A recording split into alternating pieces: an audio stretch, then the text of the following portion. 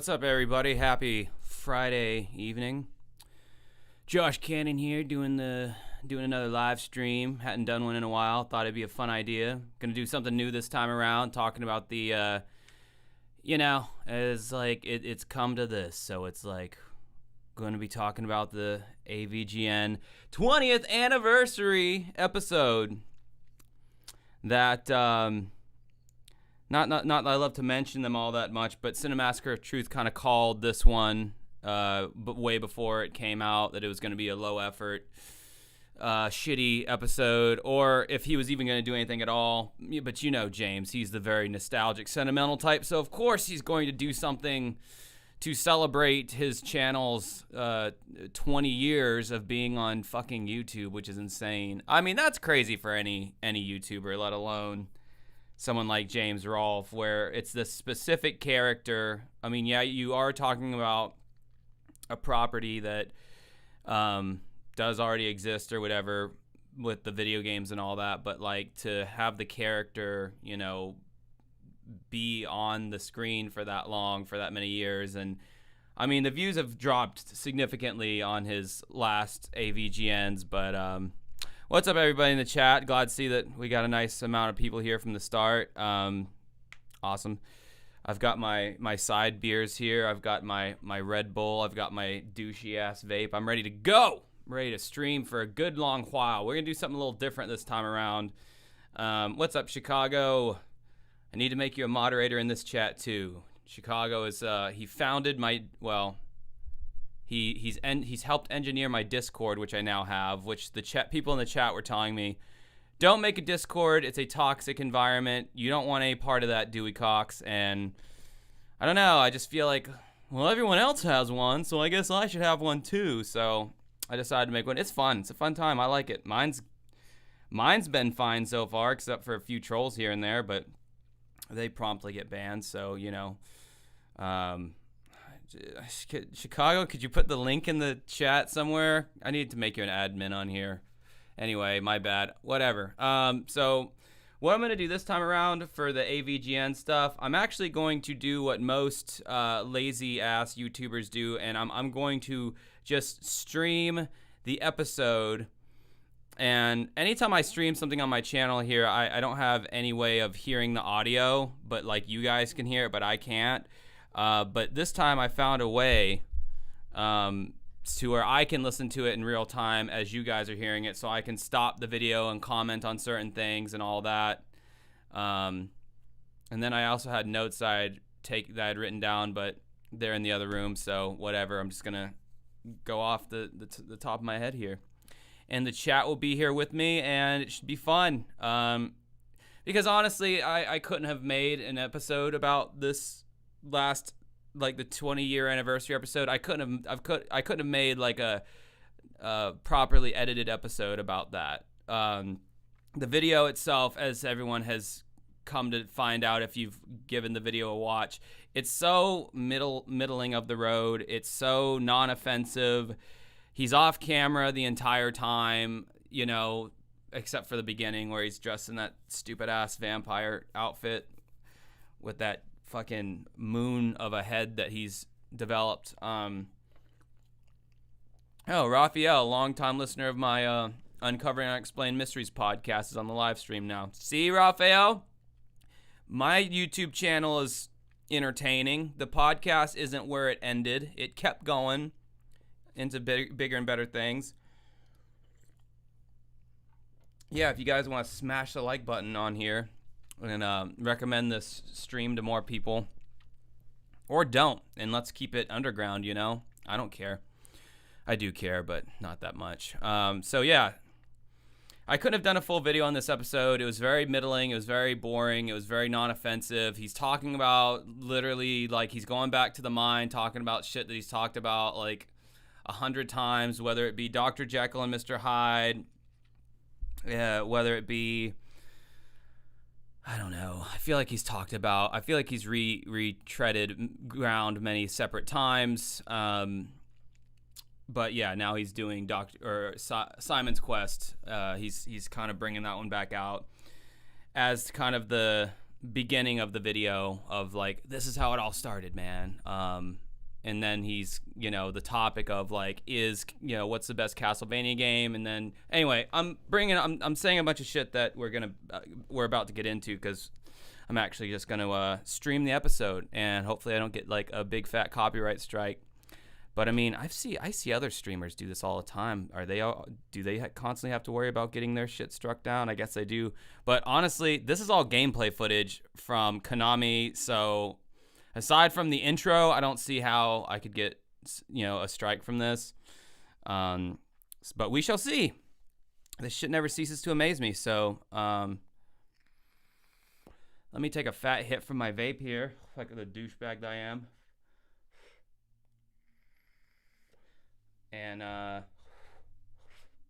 you just started the podcast, Mono Grinded? Jeez. That started in 2016, my old podcast, and it concluded like maybe a year ago. Yeah, I didn't have the time to continue to do the podcast, the band, and the YouTube channel, so I kind of had to pick one. So anyway, let me slap on these headphones, and let's get into this fucking 20-year anniversary episode. From the get-go. Never done this before, so the audio might be a little low. I tested it a little bit earlier in the day, and the default audio was loud as fuck on the AVGN episode, so I had to lower it significantly. So yeah, I might talk over it. I may just pause it completely to make a point whenever I feel like I have one. I'll try to read your comments in between, so I feel like we're all kind of interacting here. But yeah, let's give this a go, see what happens.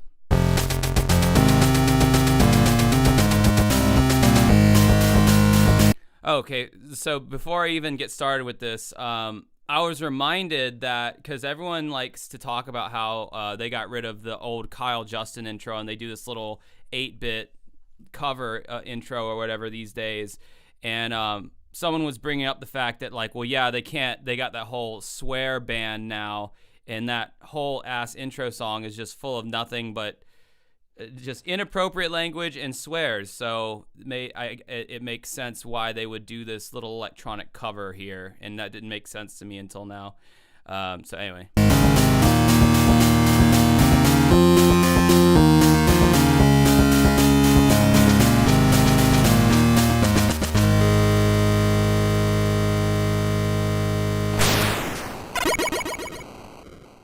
Get ready for a new nerd episode, but... Okay.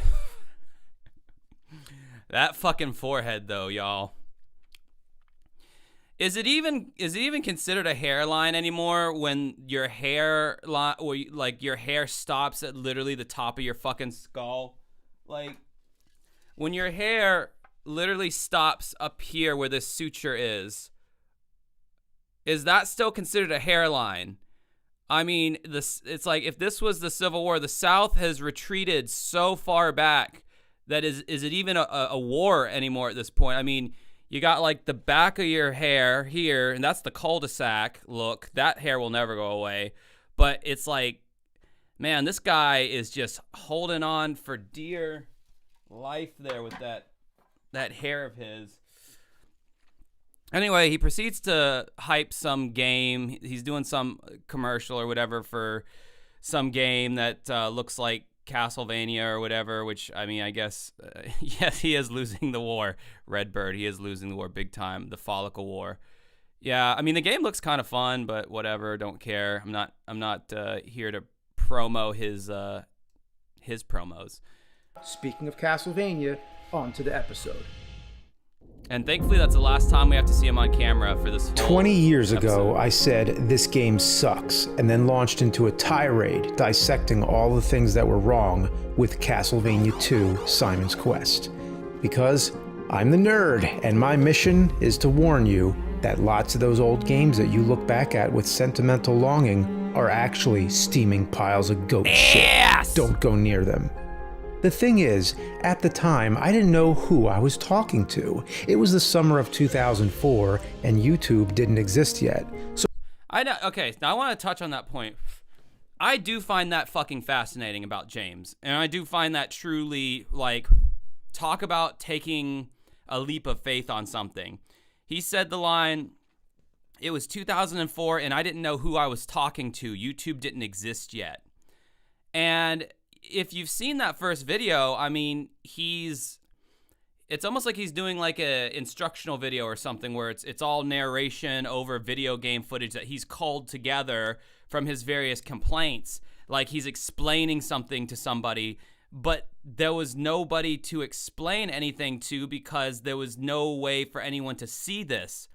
So it's like just the beginning, just the premise of this character from the get-go was, to me, very interesting because he had no idea what this was going to turn into. He just this was one of his 500 films that he's made, and it was him, you know, taking a shit on an old video game, and it was just, you know, as the lore goes, Matei found the video or whatever, thought it was hilarious, and convinced James to do more. But I do find that interesting that he had no idea, like, that, you know, this, I would have never thought to do something like this, quite frankly. And I think a lot of YouTubers would not have thought to do something like this had James not already laid out the groundwork of, okay, I, you know, do voiceover over, you know, well-captured gameplay footage, okay, yada, yada, yada. So I thought that was an interesting point that he brought up. I was pretty much ranting into the thin air of sorrow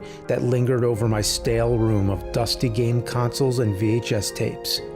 In my closet, underneath a pile of socks and underwear, was a shoebox full of old NES games. And there it was, Simon's Quest.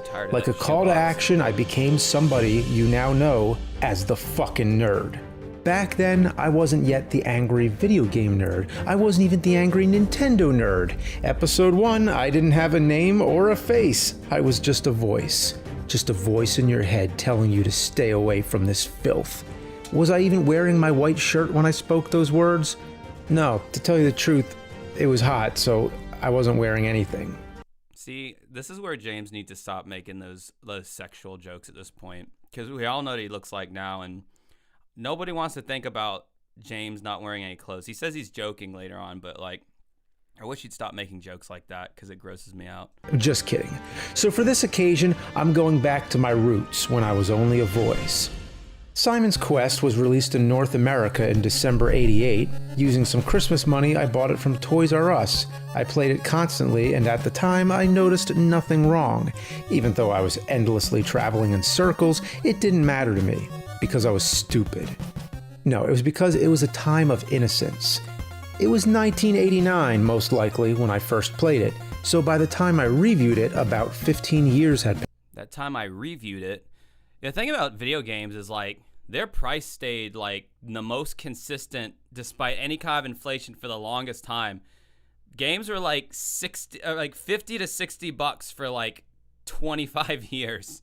So when you bought a game like this back in the day, like one of these, what I call regular Nintendo, some people call it the NES, whatever. Whenever you would buy a game like this back in the day, it was like, that was, like, a pretty big investment, you know? It was like, and if the game ended up sucking and you were stuck with that, like, it was so depressing, especially if it was like a Christmas gift or a birthday that came around once a year. It was like, fuck, man. Like, so you just kind of have to keep playing it and make the best of it or whatever. Anyway, that's my 2 cents I'm adding in. While publicly 2004 is known as the beginning of the nerds era, for me personally, it was the end of the Neolithic nostalgia age, leaving behind my childhood in a spiteful fart cloud of frustration. It was like coming out of a hangover and then realizing how much you drank the night before. Oh, those nights. It all seems like fun and games. Your judgment's impaired, you're making merry, but afterwards, your head is pounding with humiliating defeat as you begin assessing all the damage you caused to yourself. Honestly, with how many bad games there are... Dude, he's so proud of that shitty little... This little graphic or whatever. I've had to see this, like... something that could be made in Photoshop in, like, 10 minutes. I've had to see this stupid graphic, like, in so many of his episodes. Yeah, anyway. Yeah, someone's saying, we could never, Creepy Boris, we could never afford to buy games. We would rent them at Blockbuster. Yeah, that's mainly what we would do as well. So that's why, like, our video game collection as kids, like me and my brother anyway, it was literally like 20 video games that took us like 6 or 7 years to accumulate, that we actually owned. And the only reason you would own a game is because you played it at Blockbuster or you rented it or whatever. Our fucking gas station down the road used to rent video games for regular Nintendo. They would rent video games. Like, that was a business model or whatever. And so we would rent video games from the gas station, and then you got so tired of renting it, you just wanted to fucking own it so you could finally, like, beat the thing, because even if you saved it, if you were renting it, you had to turn it back in and someone would just delete your file. So yeah, we rented for the most part too, but every time a Christmas or birthday would come around, you could actually, like, ask for a game that you really liked. Honestly, with how many bad games there are, it's hard to imagine why Simon's Quest was the first one I picked. You all know what I picked next. That one where I had to drink a 6-pack of Rolling Rock and show you my face on camera for the first time, and after I revisited it so many times, I finally beat the game with the help of my future self. I exorcised that demon, so let's move on. This time, I actually want to talk about something a little more positive. If episode 1 was a coin, this is the flip side. If I thought Simon's Quest was the worst Castlevania game, well then, what's the best? Yes, I already answered that in my Castlevania 4-part episode in 2009.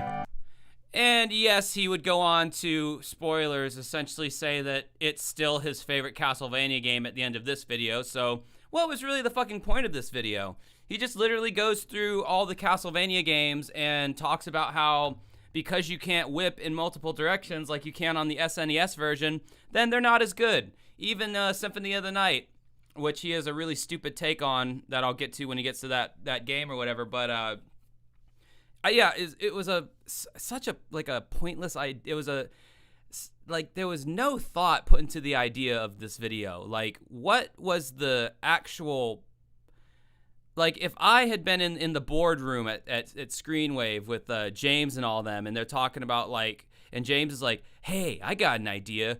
I want to review all the Castlevania games because I just played Rondo of Blood for the first time, and so that's a game I didn't review back in the day. Review.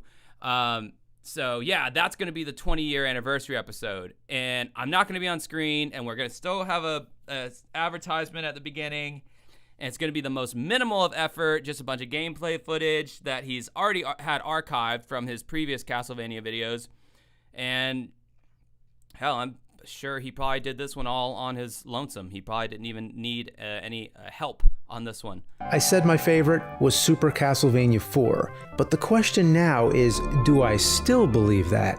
Are any of the challengers able to claim the throne? Well, first of all, I'm talking about the retro era of Castlevania games on the main consoles. In the 4-parter, I mentioned most of them. Some would consider Castlevania 3 to be better than 4 because of the multiple characters, the forking paths, or maybe just because it came before. Those are all valid reasons, and it's totally legit if you're more of a Castlevania 3 kind of person. I replayed it, and I still have to say I favor 4. The 16-bit graphics and sound are more effective for immersing you into the spooky atmosphere. The control is so much smoother, and not to mention, you can whip in all directions. Oh, and boy, does he have a boner for that. I mean, yeah, that's cool. That was definitely a fresh new dynamic that they added to the game. Like for instance, I'll take my favorite game series, like the Mega Man series. Like whenever they came out with Mega Man and Bass, which was like treble and something, it was fucking released in Japan and didn't come to the States for a long ass time later. But yeah, you could play as Bass, and Bass couldn't charge his Buster or whatever you call it. He couldn't charge his gun, but he could shoot in all 8 directions, and that was cool, and he could double jump, and Mega Man couldn't do either of those things. So yeah, that was a cool dynamic, but man, the amount that James harps on this fucking dynamic right here of being able to whip in all 8 directions, and why that makes it so much better than all the other Castlevania games, it kind of blows my mind a little bit.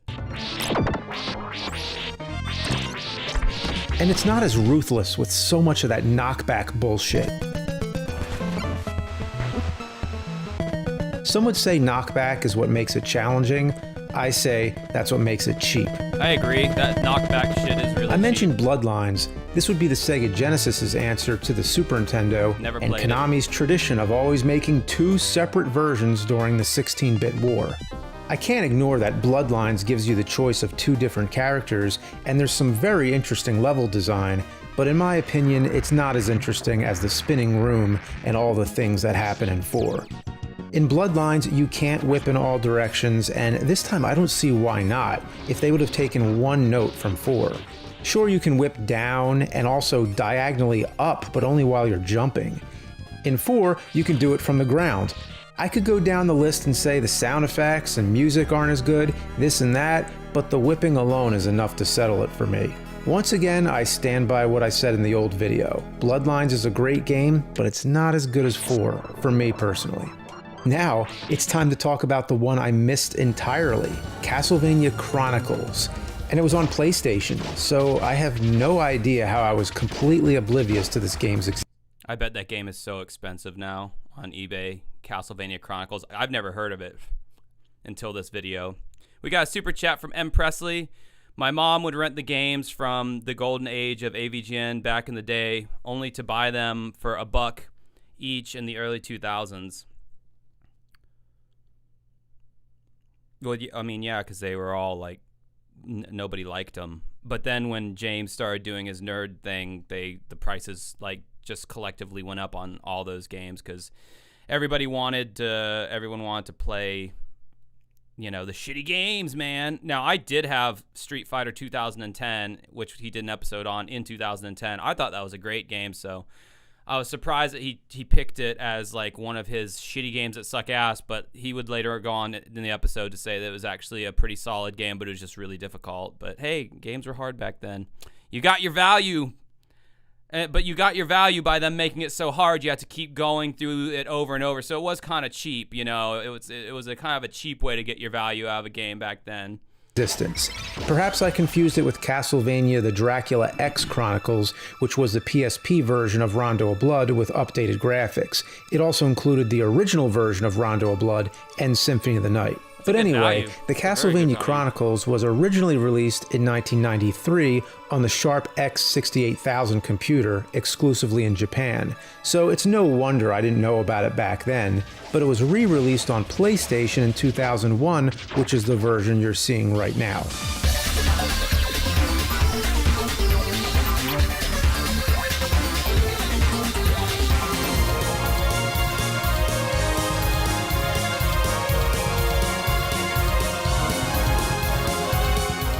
It's essentially a remake of the original Castlevania with redesigned stages. I beat it in less than 3 hours, so it's a nice confined experience, but I'm not gonna lie, I played it on the easiest difficulty setting possible. If I were critiquing the original release, I would probably say it's way too fucking hard, but in the PlayStation version, there's 2 modes, original and arranged. Arranged mode has some slight enhancements with graphics and sound, but most notably, it lets you adjust the difficulty and doesn't have the knockback. Now, if you want the knockback, if you're a gaming masochist and love the insane challenge, then you still have the option, and I tip my hat to you.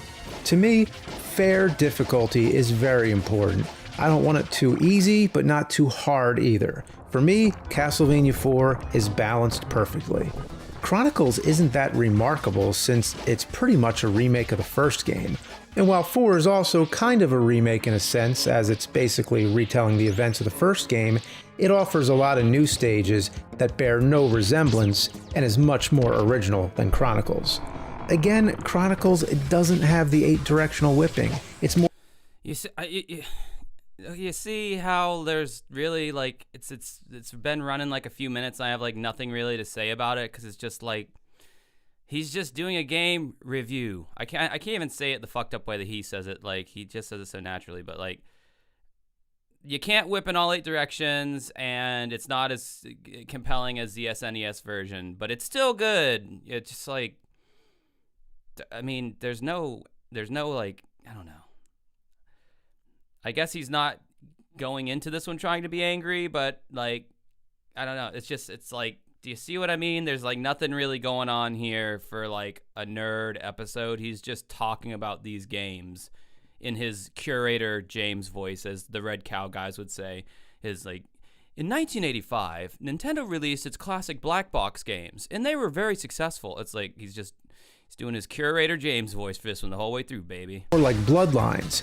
You can whip diagonally while jumping, but in Bloodlines, it's diagonally upward. Here, it's downward. Pretty strange how they got parts of the controls right, but they just couldn't give us the whole damn thing. Not as good as 4, but it's a great game. It gives you that old school basic Castlevania experience, and it's nice to have finally played it after all those years of being oblivious. The search for the true successor to Castlevania 4 led me down an uncertain road. In my 4-parter, I talked about Castlevania Dracula X on Super Nintendo. I talked about how the whipping was a step back to the NES style, and the difficulty was rather sadistic. Yeah, we've already seen that especially video. that final battle with Dracula. Yep, we know. I lightly We've seen brushed upon the fact that this was a remake of Rondo of Blood, which was on the PC engine in Japan. But did I actually review Rondo of Blood and include it as part of my Castlevania marathon? No, I didn't. And that was a fucking shame.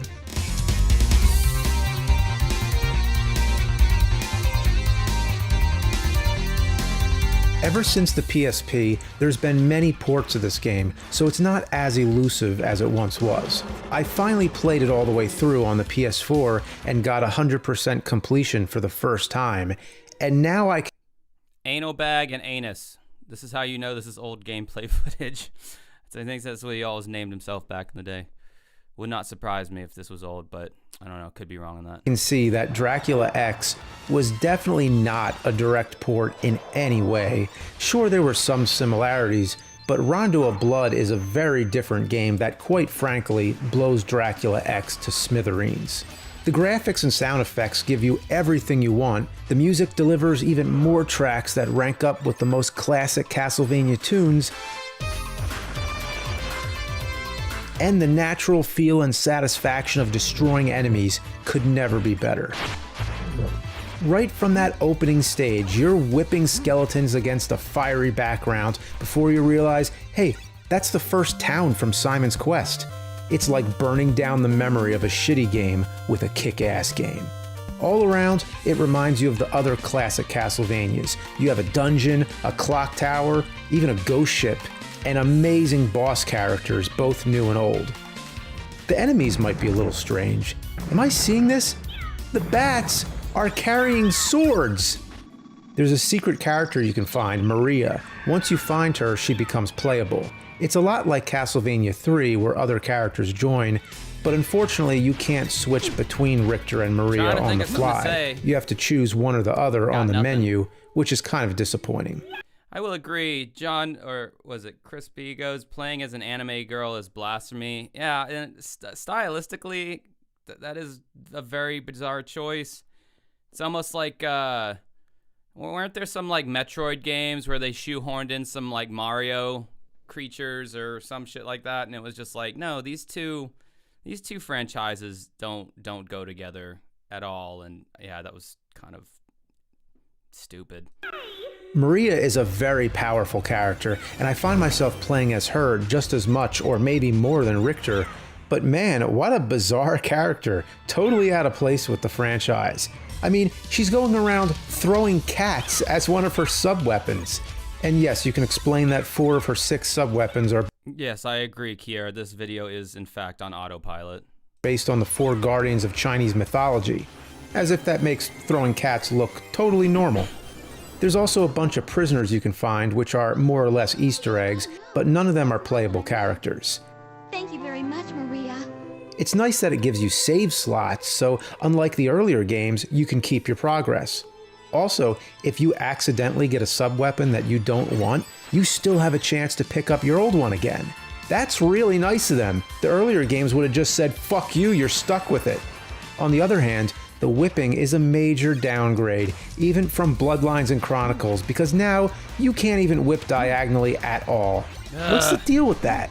The pause Him and his feature is a little bit directions dysfunctional with the because whip. the music keeps playing. I don't understand the reasoning. The whole point is to pause everything. Your mom calls you or The amount of times James has complained about a game where the music keeps playing after you pause it and how that's like such a huge grievance for him, that's got to be the tism a little bit, man. Because I mean, that's something that mildly annoyed me, but I didn't even notice the annoyance enough to even like verbalize it. But he's mentioned it in probably like 5 or 6 videos that he's done about pause the screen not going completely dead once you pause it. Like, that's just something I've never had that big of an issue with. your dog starts barking at something, you want to stop and hear what's going on. So you got to pause, put down the controller, pick up the remote control, and hit mute.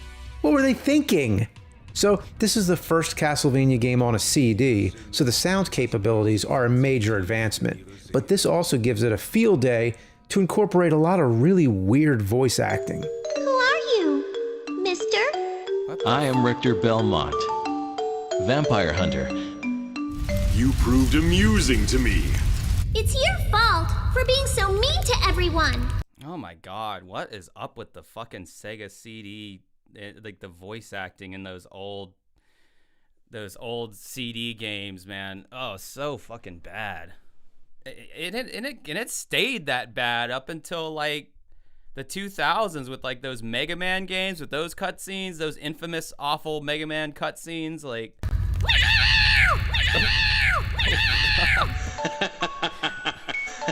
Yeah. This is also the first Pretty in the funny. series where the anime aesthetic is so prevalent.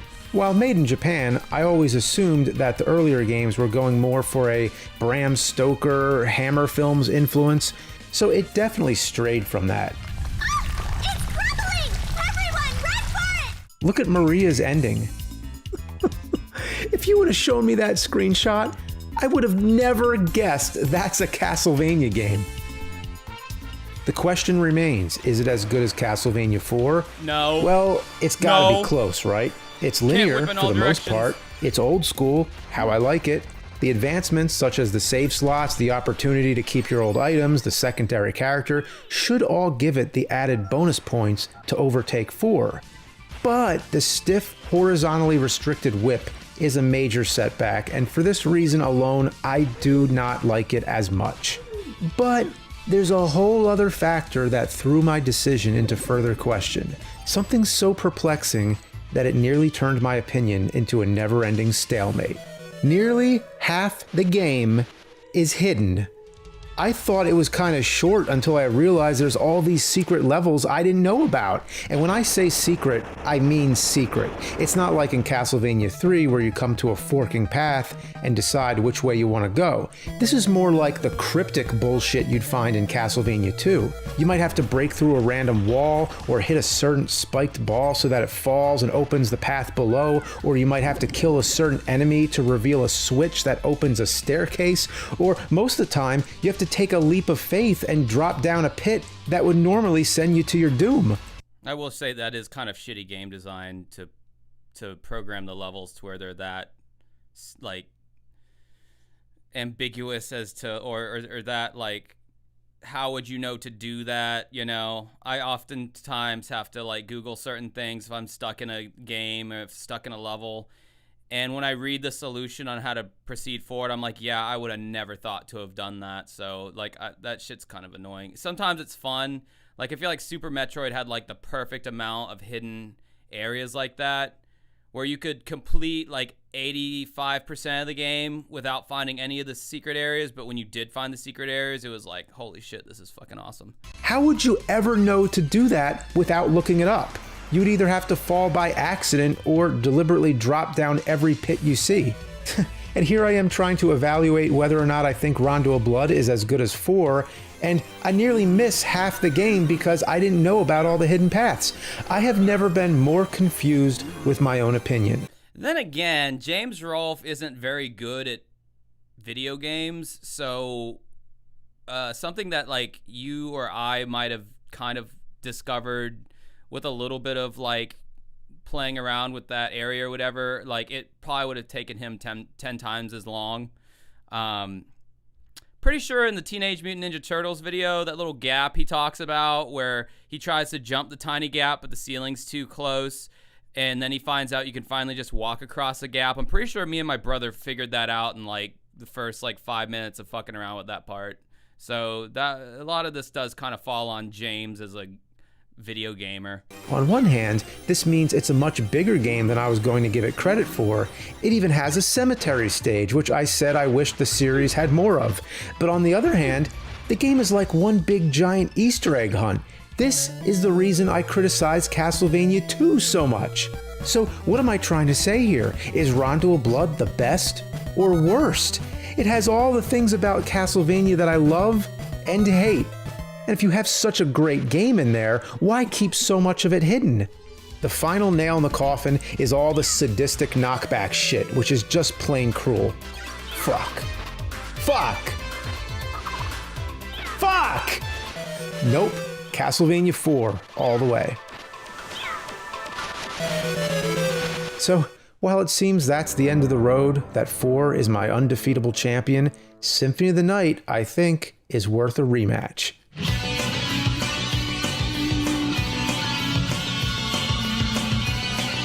Okay, can we just like all agree collectively at this point that Symphony of the Night is the supreme Castlevania game? I think Castlevania 4 is probably like one of the better like arcadey style Castlevania games, but as far as just like the depth and the, I don't know, just like feeling like you're really in the next gen of gaming when it comes to a series or a franchise, like I feel like Symphony of the Night is where it's at. Kind of got a little bit of a 2.5D thing going on a lot of times. Just all the various RPG elements that were put in there, but it's still an action platformer, you know, which I love. I hate turn-based games, but I don't mind when they have like RPG elements, collectibles, stuff like that. So I think we can just put that on the table right now that Symphony of the Night is the best Castlevania 2D game. I mean, I don't think there's a good 3D Castlevania game with that being said, but anyway, I digress. Just to recap things I've said before, this is the first Castlevania that said, hey, you know what? We're going to be like Metroid from now on, except for the occasional 3D. And you'll be going through Dracula's gigantic castle for the entire duration of the game. No outdoor scenes, or very little. I mentioned how every time you die, you have to endure an excruciatingly long game over screen, only to send you back to the main title and load the game all over again. Fuck that. I mentioned how I preferred the common sense challenge of 4. There's no tricks. You can't turn into a bat and fly over shit. You never have to think, which way am I supposed to go here? Which item... I don't know. I thought being able to turn into a bat and fly over shit was bad as fuck, honestly. I thought that was really cool. And, like, being able to acquire all those items that, like, enrich the gameplay as you went along, made it a more interesting gameplay experience, made it not so two-dimensional, excuse the pun. Should I use? Am I equipped properly? Should I grind and level up? None of that. You just run through and play. In Symphony of the Night, the main character is Alucard, who mainly uses a sword, so the 8-directional whipping isn't even applicable at this point. You only play as Richter in the very first scene, and as sort of a bonus after you've beaten the entire game. In fact, you even have to beat the damn game upside down before you get that far. But after so many years have passed, I found the real secret to enjoying the fuck out of Symphony of the Night. I say, beat the game, Okay, this is the stupidest shit you're about to hear when it comes to Symphony of the Night. His perfect method of how you should play Symphony of the Night, what he's about to say. He's like, fuck Alucard, beat the game as Alucard, unlock Richter Belmont, wait a long time so the game feels fresh again, and then replay it as Richter with no abilities, you know, no RPG elements, and you're just, you know, playing through as this guy with this very convoluted way of like having to navigate through, you know, instead of turning into the bat, you have to do this upward kick thing, and you'll see what I'm talking about. Lock Richter, and then take a break. Take a good long break and come back. Now, you're playing Castlevania.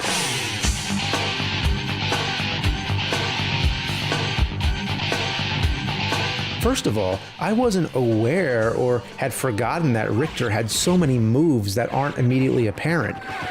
It still bugs me that they never brought back the 8-directional whipping, but for some reason they still included that limp twirl or whatever you want to call that. But with all the new moves, it kind of makes up for it. Richter here is just as much fun to control as Simon. First, there's that cool little backflip thing, and then there's the sliding kick. Man, I love that. I love it so much, it has become an addiction. I mean, why just walk into the next room when you can slide kick? Yeah, it never gets old. Then there's The things that impress James and the things that make him happy, I feel like are the same things that would have made him happy as like an 8-year-old kid, you know, like, but yet he's like in his 40s now. And he's still just as easily amused by shit like being able to slide kick out of a room instead of walking out of a room. Like, this man is very easy to please him. Just be able to whip a whip in all 8 directions and do a stupid slide kick out of a room, and all that complicated RPG elements that Alucard could do. Yeah, that's too much for old Bimmy's brain, apparently. Good Lord, this man. He's a little on the dense side. the dash attack, which is kind of neat whenever you have time to pull it off. You have to press up, down, down, forward, forward, attack. What is this? Fucking Street Fighter? Down, up, jump makes you do an uppercut, which is not just a great attack, but it also serves as an infinite jump to reach higher places. Unfortunately, it's extremely awkward to pull off. Any move that makes you hit down up while you're in midair is fucked as hell. And I think there's a certain speed to it. You can't hit it too fast or too slow. I don't get it. Sometimes it works, sometimes it doesn't. So you would rather traverse the upside down castle having to do this stupid uppercut button combination all the time rather than just being able to turn into a bat and fly to your location. And this is the ultimate way to play Symphony of the Night. Okay, sure. But you absolutely have to do it a lot because it's the only way you can reach certain spots, especially when the castle goes upside down again. Yes, it's like replaying the entire game, so all those spots with Alucard where you had to turn into a bat and fly, now you have to uppercut into the air. Yeah, you know, all those super convenient, like being able to turn into a bat because the game was designed to be played like that, and you know, that was just too convenient for James. He wants to have to do this really convoluted button combination to do this stupid upward kick 10 times to get to an area that would have taken like 20 seconds as the original. Okay, all right, James. Over and over like a madman. You still have your sub-weapons, but unlike Alucard, Richter doesn't have any items to equip. No inventory whatsoever. But after all, that is basically what I wanted, to return to Castlevania's simpler roots, as opposed to a more complicated RPG system. Playing as Richter is an entirely different experience, and is like a mandatory second half of Symphony of the Night.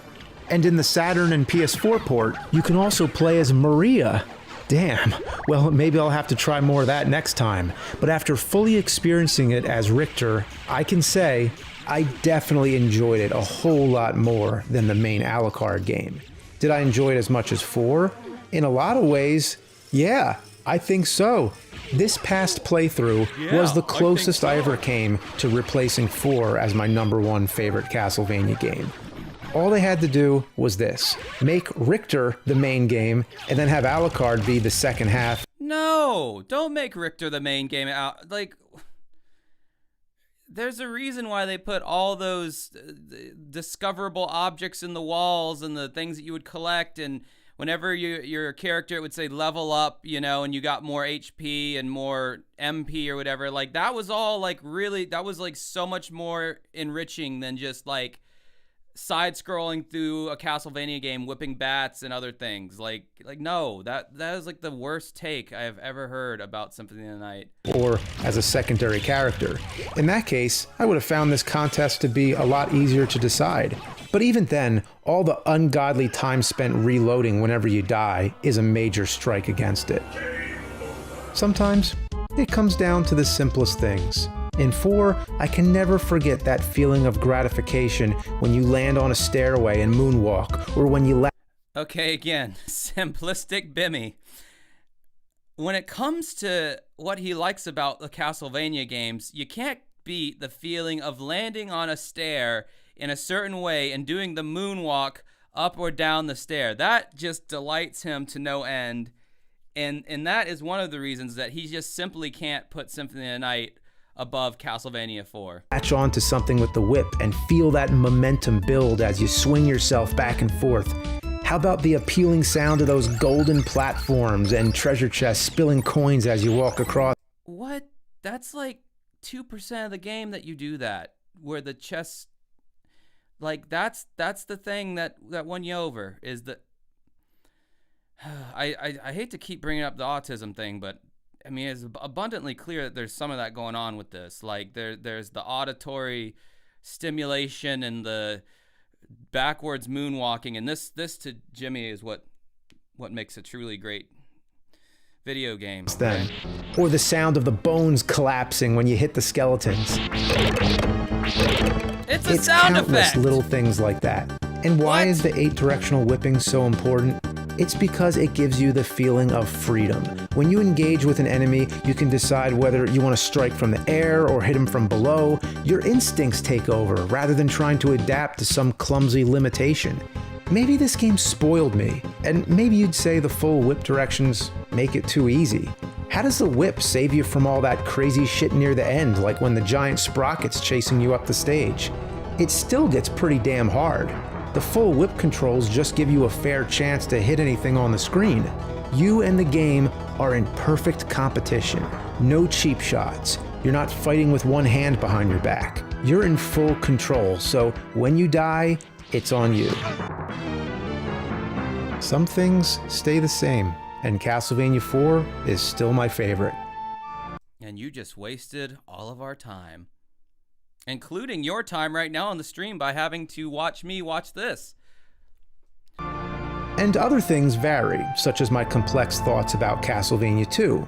Even though it pissed me off, I was still able to look back at it again and realize there's much I appreciate. So I can change my mind a little. But one thing I can say, if it wasn't for Simon's Quest, you might not have ever known about me, and I might not have ever known about you. I don't know why, but and I might never have known about you. I don't know why that like kind of creeps me out a little bit these days. He's doing like his he's out of the curator James voice, and now he's slipping into the sentimental, like, you know, nostalgia voice, like just nostalgic for his own nostalgia. Like he's talking about his childhood nostalgia. Now he's getting nostalgic for his past nostalgia. Talking about, you wouldn't know about me, and I wouldn't know about you. It almost reminds me of that Garth Brooks video where he's in the hotel room and he's like, I want to post cool stuff, neat stuff, slick stuff, raw stuff, because that's just who I am. I like that. Why else would I still be doing this? This battle against shitty games has been quite a ride, and all the memories created since, to me, have gone far beyond just Castlevania. This has been 20 years and counting, so Godspeed and fuckballs. Godspeed and fuckballs. See, he's keeping the nerd energy alive there at the end by saying some, you know, toilet humor, childish, whatever the fuck shit. I mean, with the rage of a dad who's a proud papa. No passion or rage left in that rock. And now let's cut to the sappy piano vignette of AVGN throughout the years, showing clips that he's already shown in several other clip shows that he's done. In case you haven't seen it, let him remind us one more time all the him taking a dump on Bugs Bunny or whatever the shit that people say is still decent to watch even now. He's going to remind us that, remember when I did that, and but it's much sappier and with piano and all that.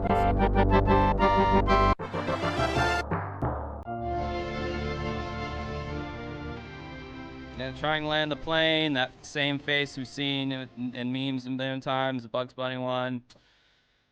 Mario 3 being satanic. Super Mecha Death Cries. Pitfall. Yeah.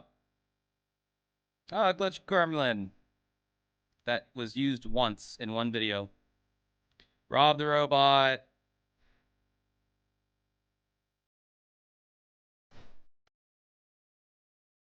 Some Atari sports game for some shit. Oh God, not the Lloyd Kaufman episode, not the movie. You do not need to remind people. Seaman, that was a good episode. Although I probably wouldn't like it now. Why does he bring up Mega Man Legends? Oh, the many times he went back to his early self. Polybius actually likes that episode. Oh God. He's got to throw in all the celebrity cameos now. Which, if you guys didn't know, I made a whole video about how all the celebrity cameos on AVGN were cringe as fuck and unnecessary and not funny.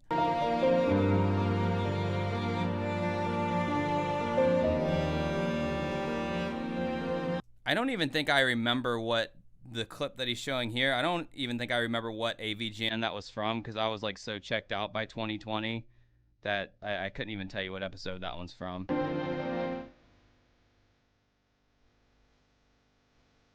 I'm the surfing nerd.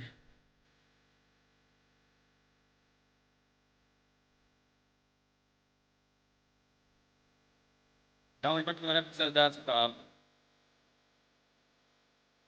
Oh, it was Mousetrap or no, Mousetrap. Tiger Electronics. We got a good Rex Viper song out of that one.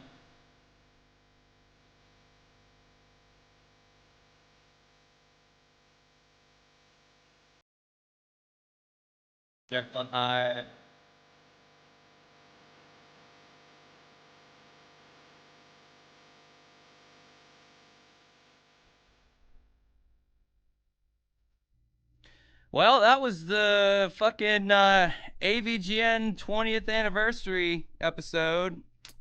I know a lot of you haven't even like watched it, but let me read some of these comments here. Echo the Dolphin, was that when he was in the hot tub? Okay, the 2020 clip was that. Yeah, I don't think I really watched that one.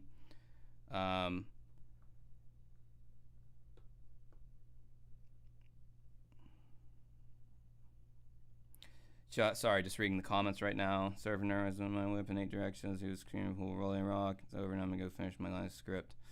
Yeah. So yeah, at this point, the purely super AVGN stuff will probably taper off into random chit chat. So I don't blame you if you want to leave at this point. But you shouldn't. You should stay, because my sterling personality is enough to keep you entertained on this Friday night. I assure you. But yeah, I mean, what a nothing video, right? I mean, what a pointless kind of exercise in trying to celebrate 20 years of him being like the nerd. You know, it's like you could have.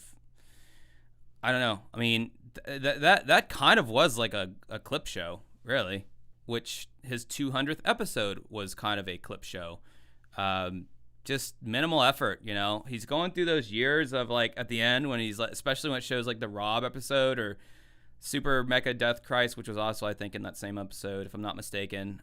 It's like you're just reminding people of like how your effort went down exponentially over the years. How it like started off like you actually trying and putting effort into it, and how it just slowly like. Now we've boiled down to 20 years on the platform, and you're doing like a clip show and you're talking about something you've already talked about, and you come to the same conclusion that you came to however many years ago when you first made that video. It was so, yeah, like low effort and pretty boring, honestly. The whole time I'm watching, I'm like, yeah, if I had done like a scripted video on like, you know, on this video, on the 20th anniversary video, it's like I wouldn't have had like anything to really say about it. It would have been like that was just like the Horse Prince video. That probably would have been like a 5 or 7 or 8 minute video. I wouldn't have had like, it's like, yeah, it was cringy acting. He looks weird. Got a super chat from Shiva Blaster. Next Bimmy will reshoot seasons 1 through 3 frame by frame and hope we won't notice. What? So he can edit out the swearing so they can like monetize it easier or something? Yeah, I don't see him having the time to do that. Although somebody found the time to do those annoying censored beeps in the first season of AVGN and just released it as one giant chunk. I covered that in my State of Cinemassacre 2023 video. I still don't see what the point of that was. He did the Atari porn one, and it was like clearly like a jokey ADR kind of editing thing, but then they honest to goodness edited out all the swears in like the whole first season and made it and released it as like a 2-hour chunk. Like, who the fuck is gonna want to binge watch that, where every time he says a curse word it's this loud beep? Like, you could have just muted the swear. You didn't have to add that stupid beep sound. But because Legacy TV did it, James has got to do it. He's got to follow in the footsteps of Legacy Media. He's obsessed with Legacy Media. I actually wouldn't mind James narrating over a retrospective of old video game series, which I think this video should have just been a look back at the franchise instead of which is best. I probably didn't read that totally correctly. I mean, yeah, he could give that a try, but he could, since Norm is retiring, well, not retiring, but Norm is essentially stopping the gaming historian, or he's gonna go back to how it was when it was fun, meaning we'll probably get like one gaming historian per year. Now there's a big gaping hole that James can stick his nerd cock into and just start aping Norm's bit and not try to be funny and not make jokes. Just do his James Curator voice over random shit, like all the weird consoles that he owns. Like, this video is going to be on the Philips CDI. This console came out in 1994 and it cost $5,000. He could do that. Oh, I mean, the whole beep thing with the censorship, it was like, yeah, sometimes like beeping something, it can be funnier than actually swearing. But man, try to sit through the shit pickle episode with those beeps. It is like migraine inducing. Because, shit pickle, shit pickle, shit pickle, shit pickle. I mean, it's like beep, beep, beep. Like, it was really bad. And they didn't even catch all the swears because, like, I posted this in my video of that recap I did of State of Cinemassacre 2023. Like, they didn't even catch all of them because he still said shit and they didn't censor it out or whatever. So it's like, I don't even understand what the point of that was or whatever. Yeah, one gaming historian per is not too different than how it was before. That's true. Yeah, I don't know. I really like gaming historian. I don't think he's ever really like fallen off. He just sometimes chooses some really boring topics, like video game cartridges, like how they came about. To me, that was a little boring. The Oregon Trail one that he came out with recently, I didn't really care too much about how that game came to be. I played the Oregon Trail 2 and had some better graphics. That was a pretty fun game back in like 1995.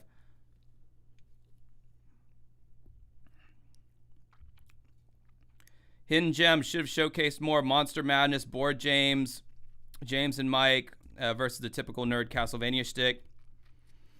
Yeah, I mean, I guess technically those franchises aren't 20 years old yet, and like because the nerd was the first thing that ever came about. Does make me wonder if he'll ever touch upon the other stuff that he's done and how that's been out for a long time too. But I mean, the nerd, it was the most prolific in the series because that's been the most consistent thing he's done this whole time because he canceled, the Board James thing. I mean, he still does do Monster Madness, but I don't think that's been out nearly as long as just the nerd thing is. Damn, Norm is way more beta than Bimmy, but more acceptable since he is 100% beta on screen too. I think Norm is just a normal guy, as his name suggests. He's just a normal human being that would probably be the easiest person to deal with in person, unlike, say, a James or a Pat Contry kind of personality, where they would probably be slightly less easy to deal with, especially Pat. He seems like he would be quite full of himself in person.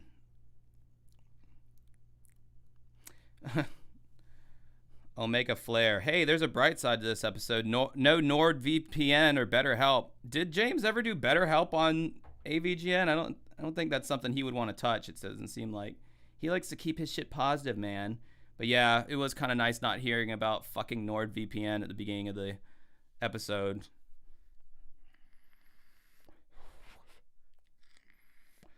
Yeah, people keep talking about the 10-year anniversary of the Angry Video Game Nerd movie, and they're saying that I should do something on it, and it's like, dude, I did not care about that movie nearly enough. Like, I bought it digitally when it first came out, like most people who followed James did, because I was curious about it, but no, yeah, I watched it once, and I was like, all right, fine. It's like, it looked like really expensive for being as not good as it was. It looked really expensive, and I was like, hey man, if that's what he wanted to do, then fine. But I didn't like it, and definitely don't want to talk about it.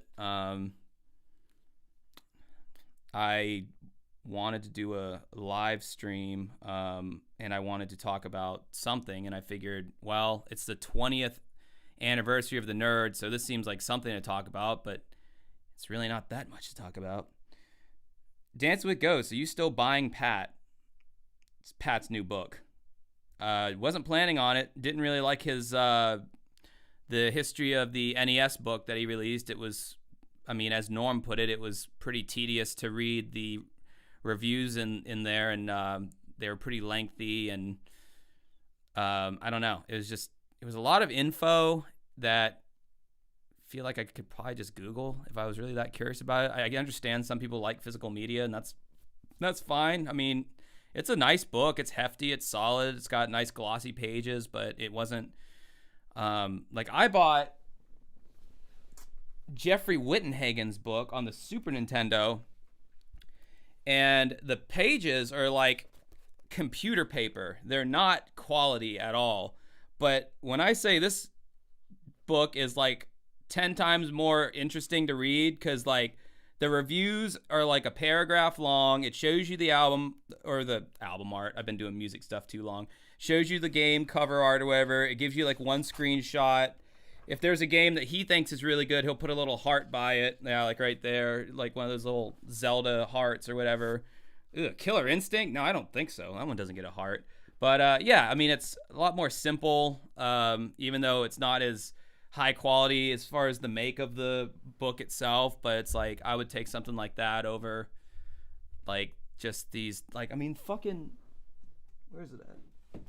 God, this thing weighs a ton, dude. This is like, you could easily kill a fucking small animal with this thing. I mean, it's like, look at all that text, dude. Like, look at all that shit. And then you have like the reflections of the people who reviewed it, and it's just like, yeah, I mean, it's more in depth, but do I really want to sit down when I'm taking a shit and read like a whole like essay about Death Race, which came out in 1990, a remake of the 1976 arcade drive? Okay, it's like, no, I don't want to. And you know, NES isn't my like wheelhouse anyway. I don't know, if I ended up with a copy of Pat's Super Nintendo book, I wouldn't be like mad about it, but I'm not buying, I mean, I'm not spending money on it. And I think his books are like $60 or $70, which, I mean, fair enough. It's pretty high quality, and it's a lot of pages and all that, but not for me, mate. Not for me.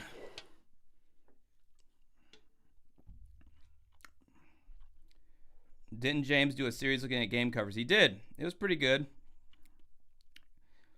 I don't understand why people like Killer Instinct so much. It was okay, but I feel like the controls were really like stiff. They weren't as smooth as like Street Fighter or even like Mortal Kombat, that had like much smoother controls in my opinion. I don't know if Frankie is aware that I'm live streaming right now. He just kind of like pops in sometimes and looms without commenting, I think, or maybe he doesn't. I don't know. All right, Free Nintendo, go work on your script. God, I hate writing scripts. Working on a Macho Man Randy Savage rap album. Well, the script's done. The video is shot. I have to edit it. And I could have done that today, but I'm like, I haven't put out anything in a while, so I figured this would be quicker to bang out some content, remind you guys I'm still alive, and then I can hopefully have the video out sometime mid tomorrow.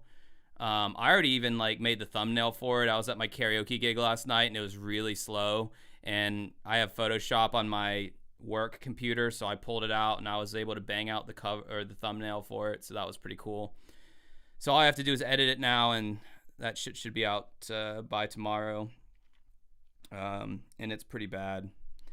If any of you know who Macho Man Randy Savage is, he, honest to goodness, attempted to do a rap. I don't need to wear these headphones anymore, so I'm going to take them off because it's making my ear hot.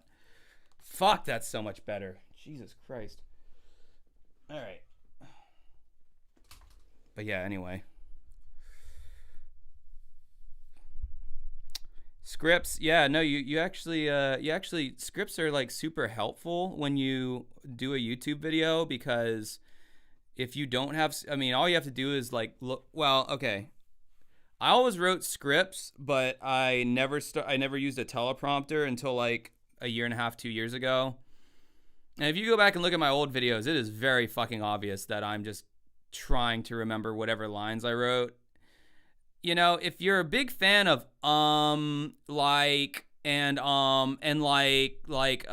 if you're a fan of those, if that those vocal hedges, then definitely go back and watch my old videos.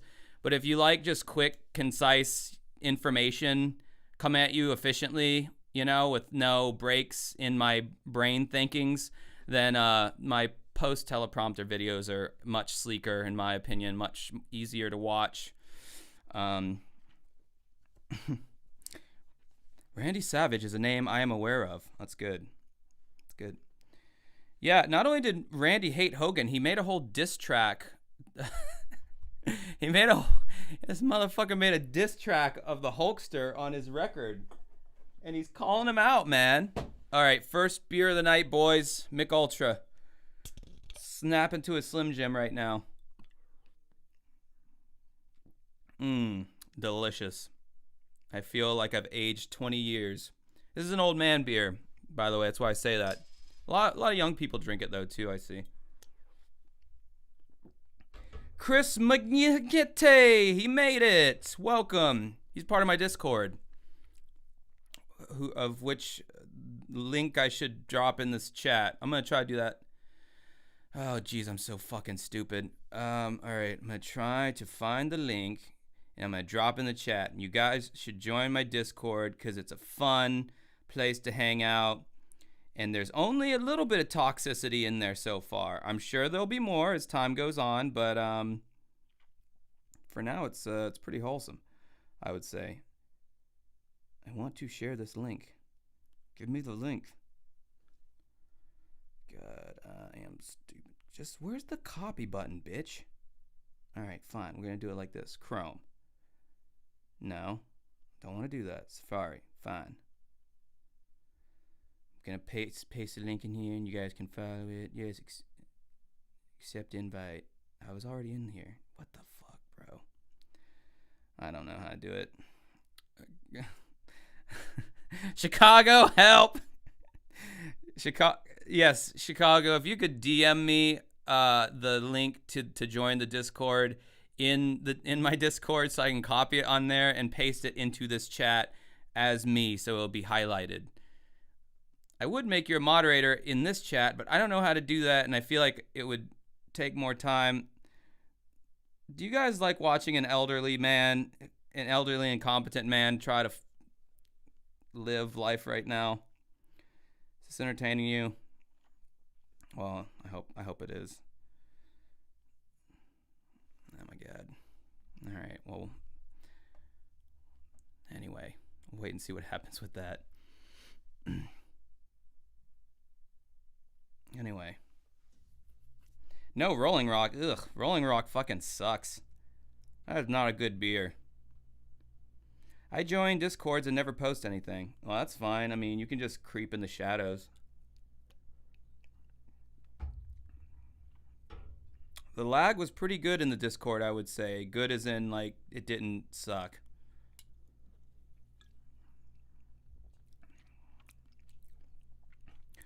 Yeah, I heard that the Hulkster released his own record as well, which depending on how the Randy Savage video does, I may cover the Hulkster as well. I just realized how much purple shit is on me right now. Am I turning into Justin? Is this how Justin, because I don't care about Gengar or anything, but like I feel like this is how it starts, right? Like I did not plan for all this purple to be on me right now. All right, let me try to find that link real quick.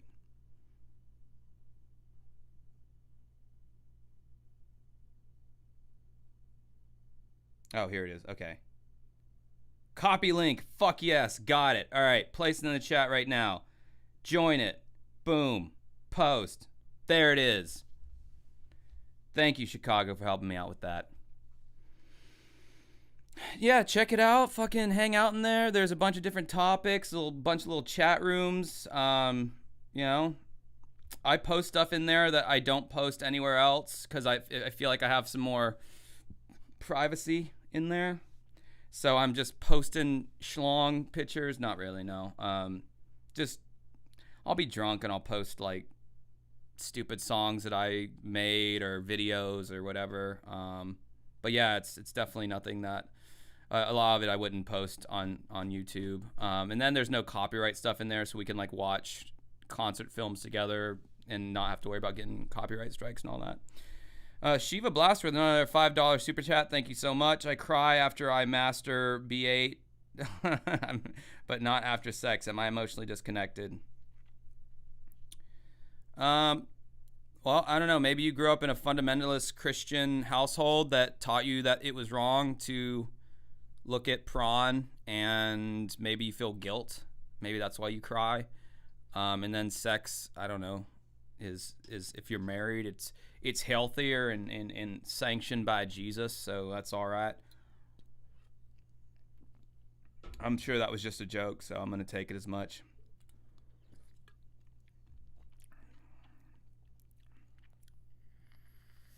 John Evan Baer, Justin's obsession with Gengar is very creepy and unsettling. I'm starting to think he is trying to hide something sinister. Well, I can tell you this. I was hanging out with a 21-year-old chick who was obsessed with Gengar, and Justin is probably in his 40s, so if that tells you anything about his stunted development as an adult, then there you go. Although I feel like a lot of weebs and people who are very heavily into that nerd culture shit do have some kind of stunted development on some level, and that is probably a hot take, and I can say I probably am stunted on some level as well, because I do not want to have kids and I don't want to get married. So, and you're supposed to do that if you're an adult, right? I mean, especially if you're in your like 30s like me. Shouldn't that be like a goal of mine to do all that stuff? But yet here I am, having no desire to do it. Yes, Ashtray has seen the Josh Schlong pick in the Discord. See, if that's not a little bit of carrot at the end of the rope there to get you to join, I don't know what is. It's a very mangled Schlong. There was a lawnmower accident when I was a child. It's fascinating to see how they were able to reconstruct it using skin from my my big toe, my left big toe.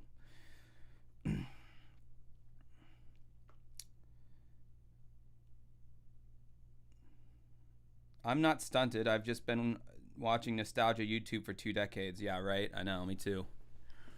What a sucker. I don't know why I keep watching his new videos that he puts out. I think at this point it's just to mine it for content. I guess that makes me a grifter after all. I guess Cinemasker Truth was right about me. I'm grifting right now. So as far as the super chats go, I think I've grifted about $15 from this chat. Whoo-wee, man. At this rate, I'll be able to retire at the age of 127. A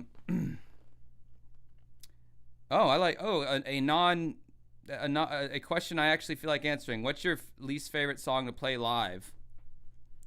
We recently did this like emo prom night thing, and we had to learn a bunch of covers.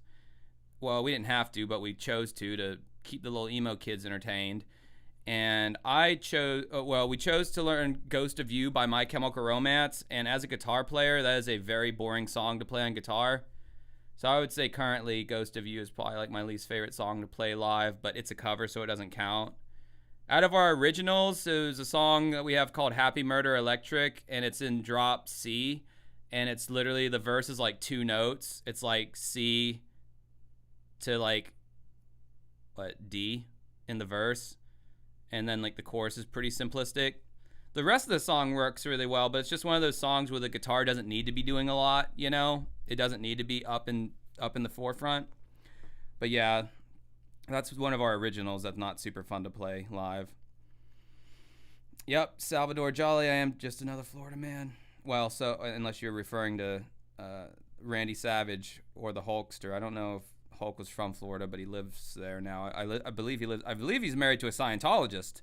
According to Aaron Smith Levin's channel, Growing Up in Scientology, give him a shout out as if he needs it. He's got like over 250K subs, but I still enjoy his content anyway.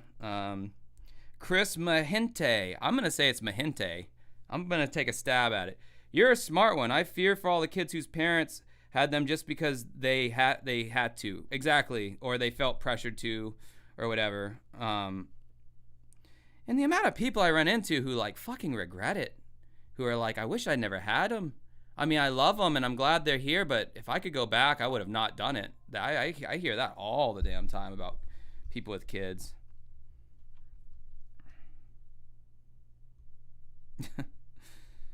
All right.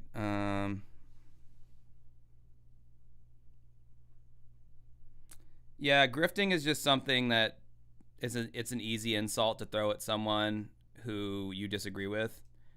Oh, I forgot these images are locked because I saved them from my Josh Flower diaries. You guys want to see some pictures of me when I was a fat teenager? Boom. This is out of context as fuck, but I was reading my emo diaries and I wanted to show people examples because I talked about being fat as a teenager, and I wanted people to have a visual representation for that. So that's my first band, It Is Finished. They were a Christian hard rock band. Do you guys see how I have the same ass resting bitch face at 14 or 15 as I do now? Literally. Same bitchy facial expression. And then I think this next image was of me actually playing. Oh no, that one's gone. Or where did... Oh, it's not popping up. Anyway, this is all you got for now. It's my parents' bathroom. And yeah, for some reason they're like, hey, you're about to... I think this might have been before my first show or something. But yeah. Boy, I was fat. Yeah, thick as fuck, boy. Good God.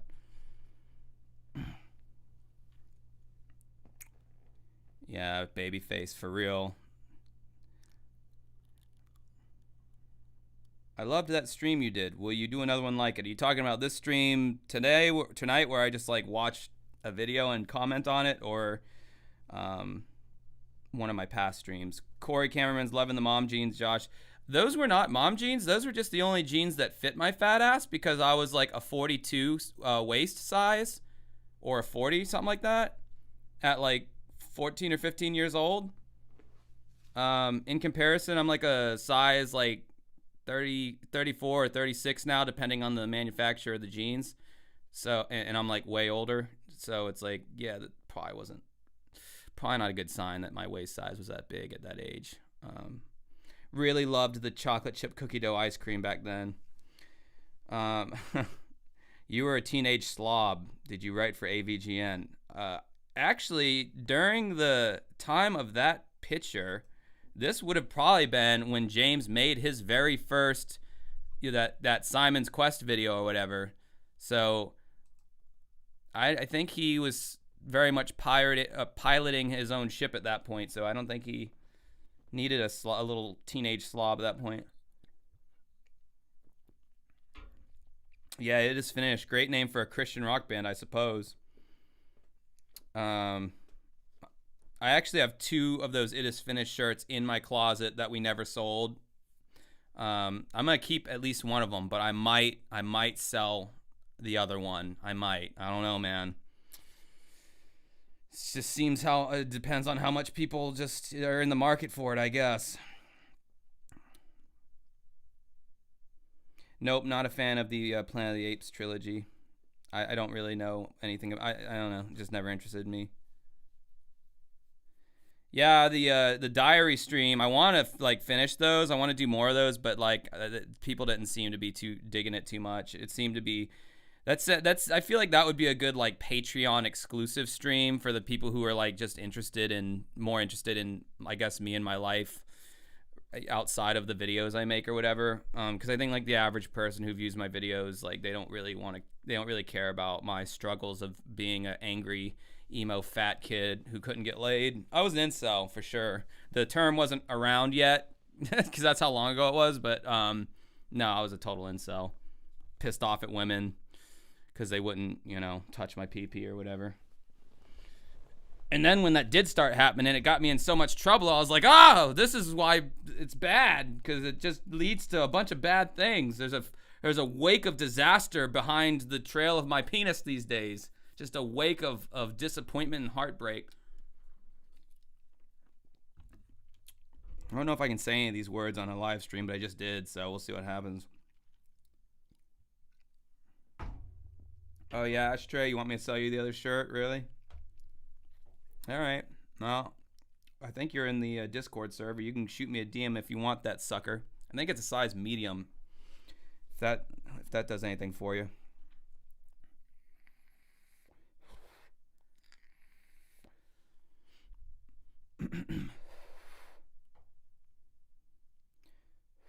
Diary stream was so good. That was such a good night. Even Frankie jumped in there.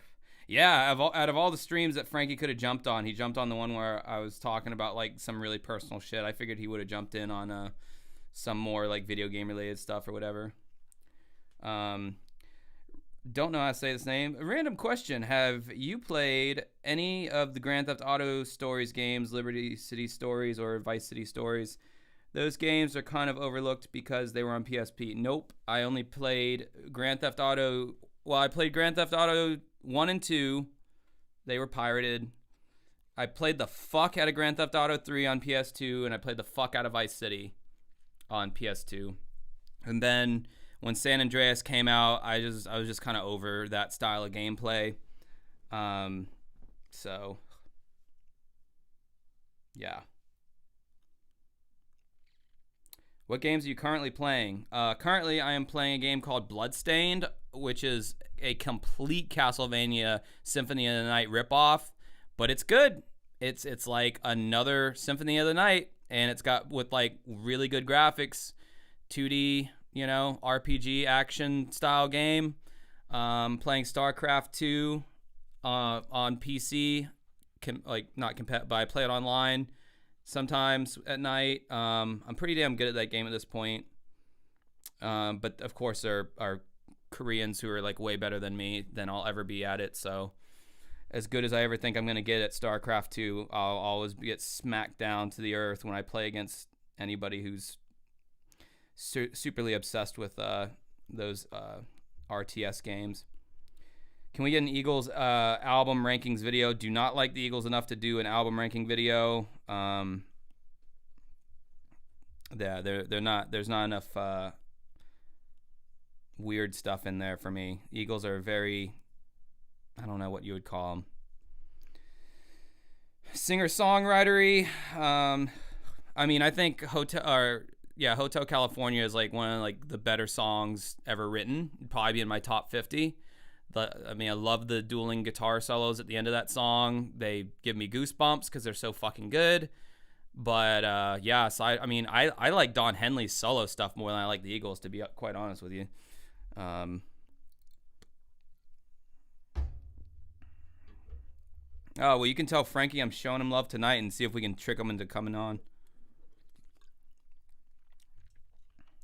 Oh, Bloodstained is a ripoff. Well, that doesn't surprise me. It's still fun. I liked Roller Coaster Tycoon when I was a kid. I'm just answering these questions at this point. That's why I'm saying random things right now.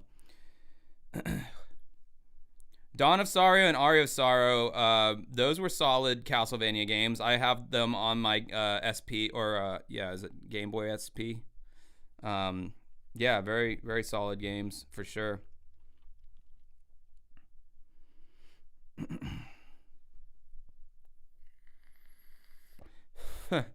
Can you do a Monster Energy tier list?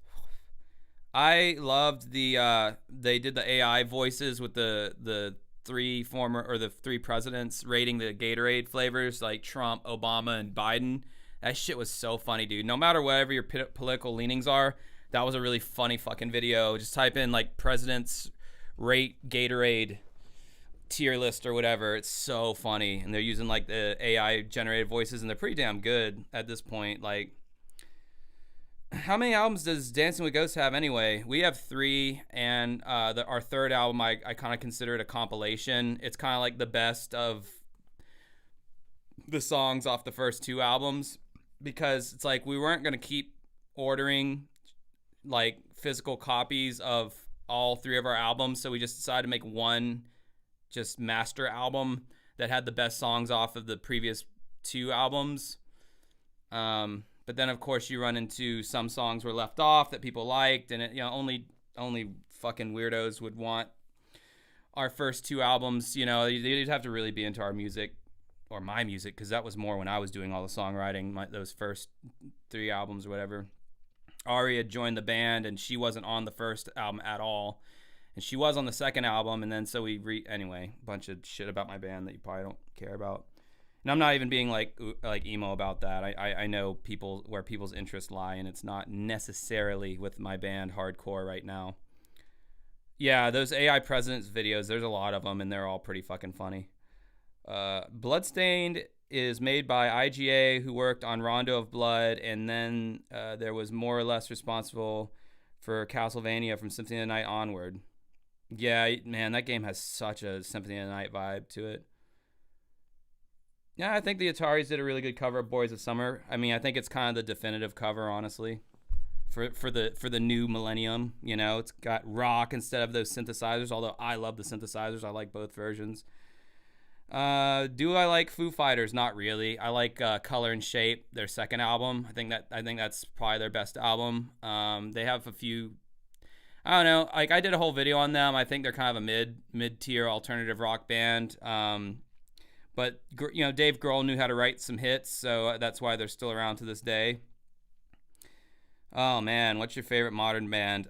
It's funny you should mention this question, because I just spent the last 2 times I was on the treadmill, I started watching all these bands that people are creaming their pants over. So I was watching Motionless in White video, and these are bands I'd never heard any of their music. I was watching, stop doing that on the screen whenever I do the thumbs up. I hate that it automatically does that. I think it's an auto-generated thing. I listened to Motionless in White, never heard any of their music. I listened to Spirit Box. I listened to Sleep Token. I listened to Knocked Loose. I listened to All That Remains. And not a single damn one did anything for me. In fact, 3 of those bands I mentioned, Sleep Token, Spirit Box, Bad Omens was another one. I'm listening to these bands that, like, all these people are, like, jizzing, like, just ruining all their boxer shorts, or if there's a lot of women who like these bands, too, just jizzing in their panties over these bands. And I'm listening to it, and I'm like, this is Deftones. Deftones did this 20 years ago. They already did the wall of guitars with, like, the silky smooth vocal, and then every now and then screaming and doing that, like the dirty vocal or whatever, the screamy vocal. Like, most of those bands just sound like Deftones to me, like Deftones ripoffs. I couldn't believe that these were the bands that people were losing their shit over. I mean, Knocked Loose didn't sound like Deftones at all. They just sound like a post-hardcore, maybe at some points an old school hardcore band, but it's like, yeah, heard this sound many a times. I was so bemused by how not innovative and how boring a lot of the music was, and I'm like, man, there's like no hooks, there's nothing interesting about this music in particular. I mean, it's just like very heavily it sounds like it's very powerful. I mean, it was engineered very well in the studio, very thick, creamy sounding, distorted guitars, and it's recorded very well. It's engineered very well. It's mixed very well, but the songs themselves are just boring to me. Like, nothing interesting about it. Like, nothing, all the voices are technically, good, pretty, clean sounding vocals. And then the music videos, because I was watching the music videos too. It's all like, the budget for rock music videos is just dried up because they're all in these just big warehouses, and it's like the B shot is of the band playing, and the A shot is like someone's in the hospital, or it's some girl in the shadows walking around, or it's like a one scene kind of thing. And I can't really blame the bands at this point because I know there's no budget anymore, so it's not like they can like go out and rent a pirate ship and set it on fire and blow it up like they could in the 90s when they would give bands some budget. Like think of the Tonight Tonight video by the Pumpkins, or that was a lot of green screen probably, so that one, I don't know, that one probably had kind of a high budget. Or like, I don't know, fucking Closer by Nine Inch Nails, where they have to like build that whole ass old looking tomb of a room, and Trent's doing all these crazy things where he's like floating upside down, spinning around and shit. It's like none of the bands I was watching, they were all just like playing their instruments and just boring other shit happened. And it was like, if this is what modern rock is, man, you can just sign me out, because like I found none of it interesting whatsoever. Sorry, you kind of sent me on a little rant there, Chris, with that question. The most recent Pumpkins album isn't good either. I'm not like 90 to 2000. This is the only time Pumpkins were good, and then Zeitgeist. But Billy hasn't been good for a long time either. Take a song like Nirvana. Take a song or a band like Nirvana. Take any song off of their Nevermind album, and it's infinitely more hooks and more things to listen to, and even the production wasn't this perfect, creamy distortion. It had this garage rock like tinge to it, but it was still really like well produced. So it had that power to it, Like, I don't know. It music these days, let me tell you what. But I run into old timers who really like praise these bands that I just mentioned, And I know you can't see it on camera right now, but my legs are like spread to where like I'm literally ready to give birth right now, or have my vagina checked out. It's just the most comfortable way for me to sit.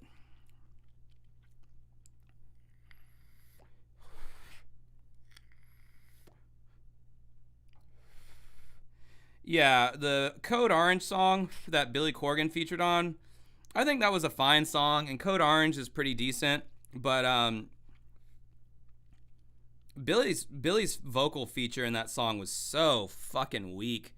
I thought he was going to come in with some of his more aggressive Billy Corgan vocals, but he was just doing his soft bullshit vocals, and it's like the dude from Code Orange ran circles around him vocally, and Billy was holding back. I don't know why. That was a weak collaboration.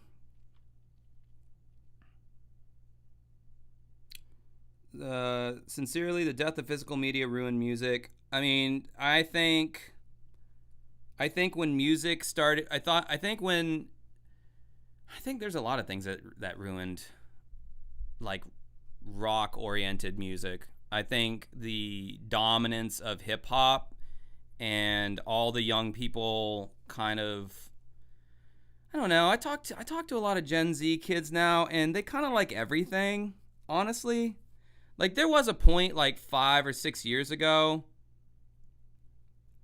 where it seemed like everyone just liked hip hop and there was like no room for rock, like, period, end of discussion.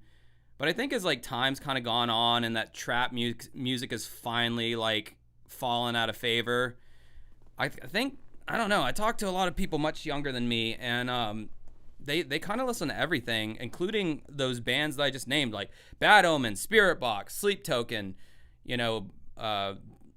Knocked Loose, like those are bands that younger people, much younger than me, are listening to, along with, you know, whatever the popular stuff is. So I don't know, maybe rock is making a comeback, but you have to sound like those bands because they all kind of sound similar to me. I don't know.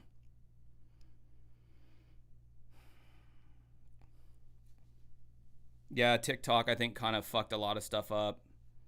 I would not be at all disappointed if TikTok got shut down, and people were forced to like look elsewhere and like rewire their brain back to where they have at least a little bit of an attention span.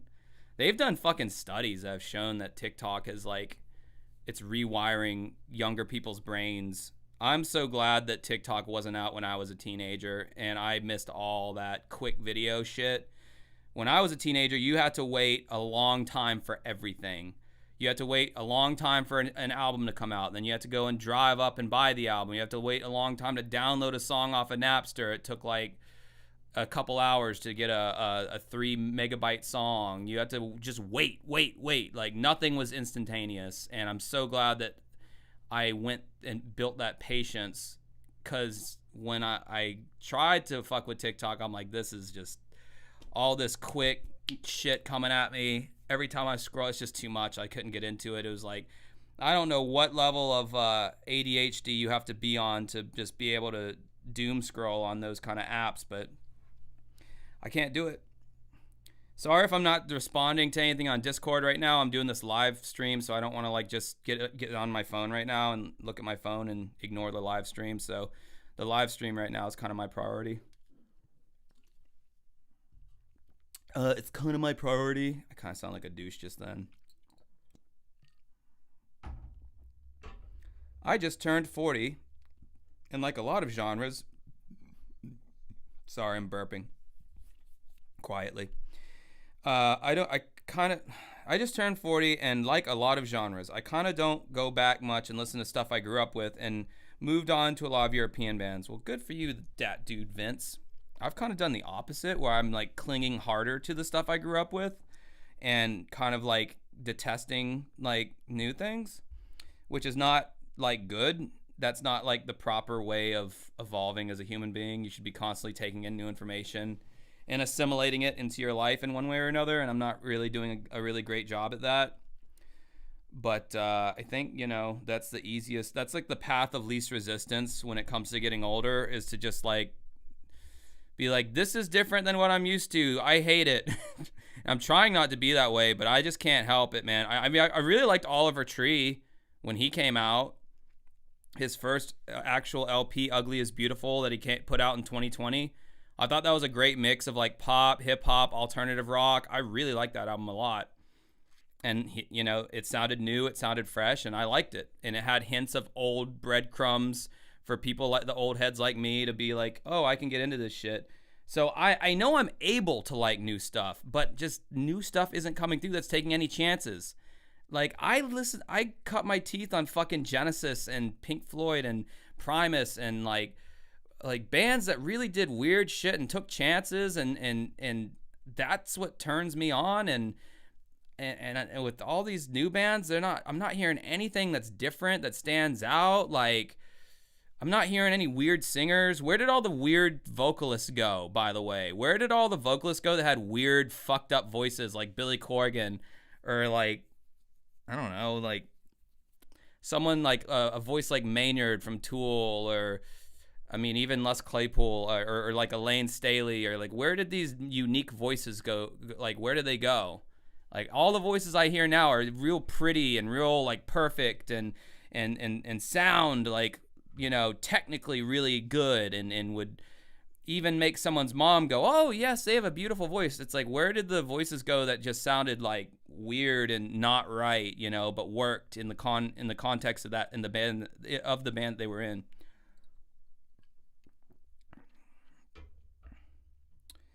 All right, well, I need to read stuff here. Yeah, Porkso was a great album, still is. Amazing album.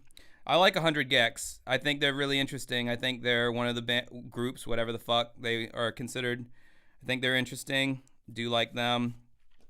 Oh God.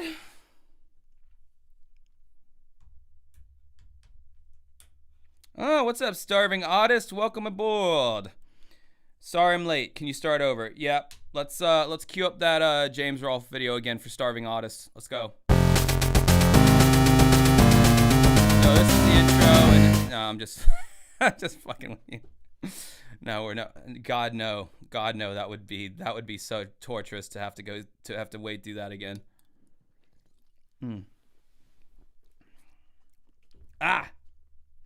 I almost dropped my fucking can of Monster Strawberry Apricot for those of you who want to know. TLDR Starving Artist. The latest the latest Angry Video Game Nerd video was boring and lacked any kind of originality and was basically a clip show. And he basically just agreed that Castlevania 4 for Super Nintendo was still his favorite Castlevania game. Therefore, why did he even make the fucking video to begin with? That's the Cliff's Notes version of the story. I miss out on the reaction. What is your general opinion of it? If you're referring to the AVGN episode I just told you.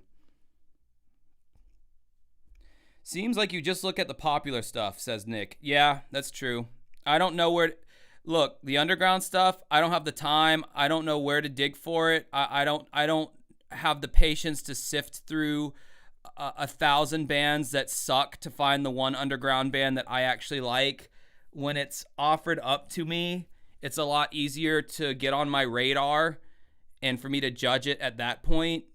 But yeah, no, I mean, I'm not going to sift through 1,000 bands on Bandcamp. I'm not going to listen to Spotify radio for 2 hours until I find that one band that I like. Although that did happen to me one time on Spotify radio. They played me this band Skinned, S-K-Y-N-D, and they were really unique and cool, and I was hooked. And I think that unfortunately they're not that new, but they're new enough to where they were so concerned with just putting out singles that I don't even know if they have a full-length album out. But I think the last song that I remember that they released was called Columbine, and it wasn't as good. Like, they do songs about serial killers or just murders or whatever. But the music was really interesting. It's a female vocalist, but she's got this vocal processor on her voice that makes it sound all fucking weird. And she wore like face paint and all, and they have this whole like, it's kind of like a culty thing. It's a gimmick, of course, but they were really interesting. I thought they were really good, but they lost my interest when they stopped kind of putting out bangers. But I still like them though. If a song of theirs comes up, I'll still listen to it.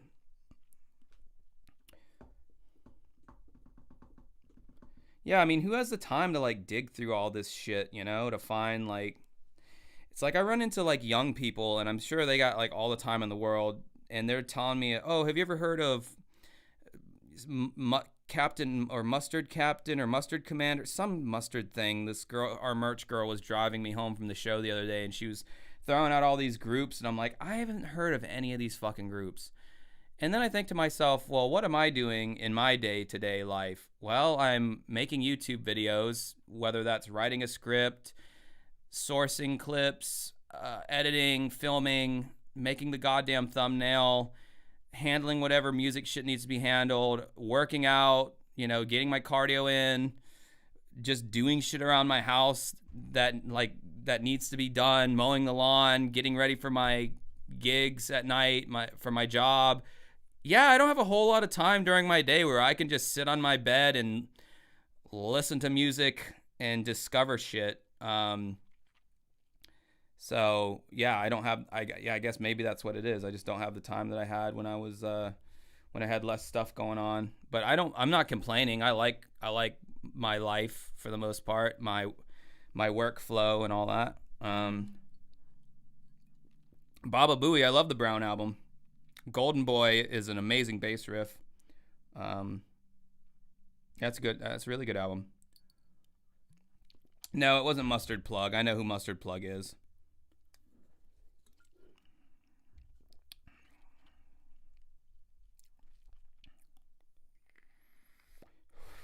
I agree. Being busy is good. People who like aren't busy and they always have free time on their hands, like I'm a little like sketched out by them. Like, why do you have so much free time? Like, why aren't you doing something with that time? Why aren't you, like, if I meet a girl and she has 0 hobbies, that's like a huge turnoff to me. Like, if I meet a girl and I'm like, what do you do in your free time? And she's like, oh, I just kind of like chill and watch Netflix and get on TikTok, and instantly I'm like turned off right then and there. I'm like, okay, wow. Like, I don't think you and I are going to be very compatible, because I'm constantly like, every now and then I'll give myself time to play some video games, but like, yeah, that's it. Yeah, it's bussy plug. Anytime I get the chance to say the word bussy out loud, I'm going to take it. Did you ever have Animals Should Not Try to Act Like People because that CD DVD was really good, got me in promise? Absolutely, I had it. What was that song? It was the dun dun dun dun. My Friend Fats. My Friend Fats. That's a really good song. I really like that groove. Dun dun dun dun. My friend Fats is a hell of a guy. Dun dun dun dun. 'Cause when he's high, dun dun dun dun. That was like such a cool groove. And then you got like their whole, like, you had this whole DVD of like extras and all their music videos and shit. It was a great value for the time.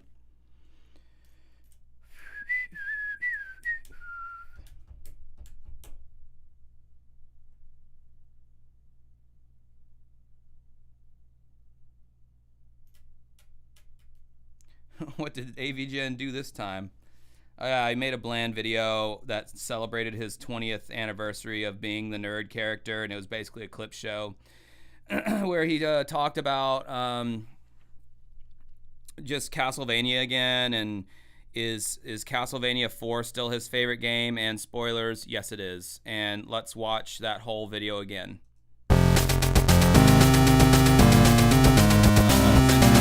No, I'm just kidding. I'm not gonna do that to you. I like having these little clips on hand that I can just, like, is that a fucking flea? I think that might have been a flea. How the fuck did a flea get in here?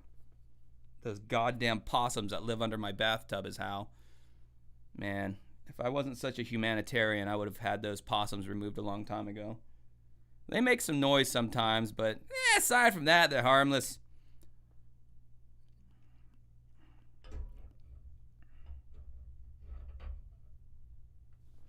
I'm just a flea bag, nobody loves me. Send me to rehab, somebody touch me. Oh! Fucking Days of the New, bro. That was real music. Oh, beer number 2.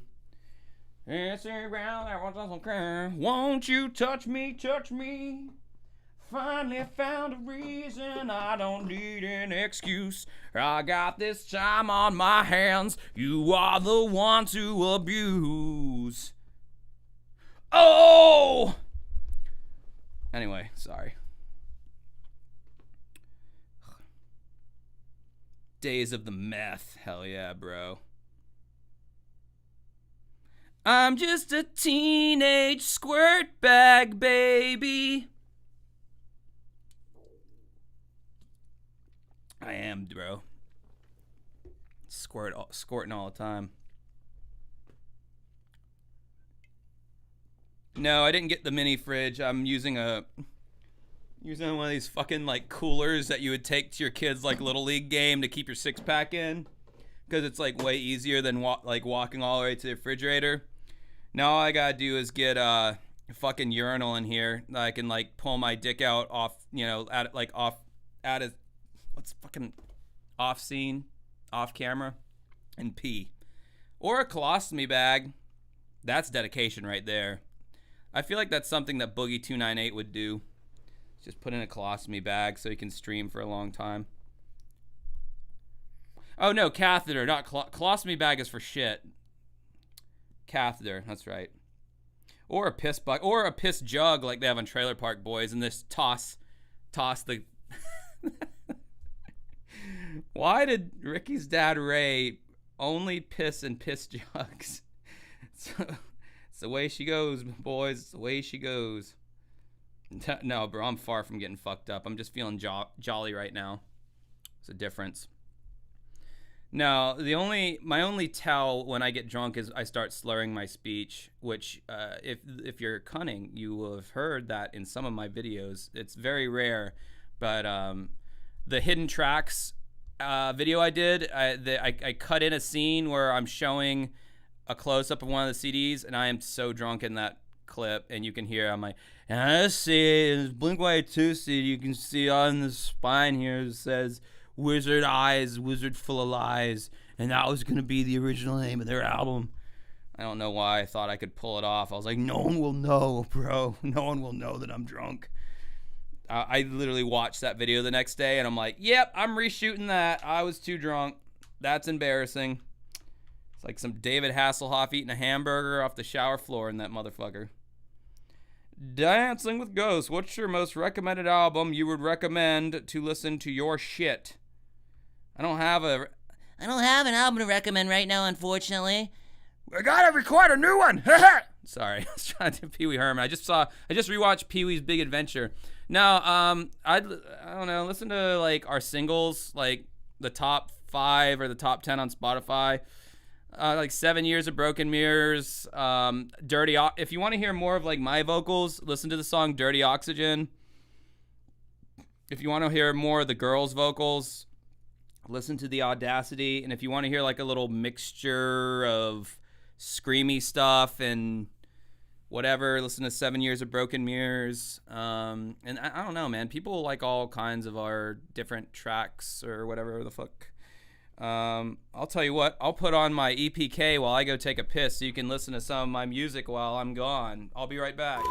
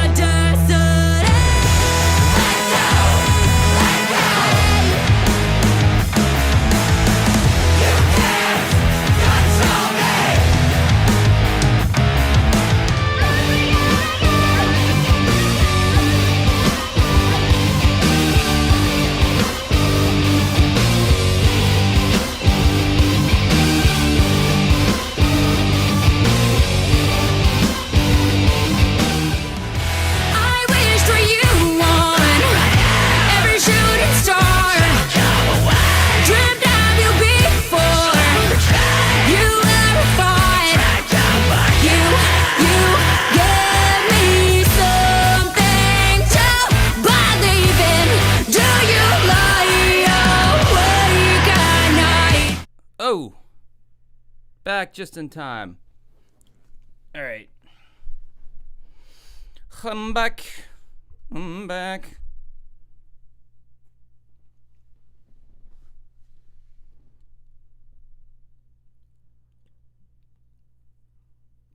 All right, I'm reading the comments here. Yeah, most of them are real drums. Some of them are programmed. Yeah, we opened for Powerman 5000. That was awesome.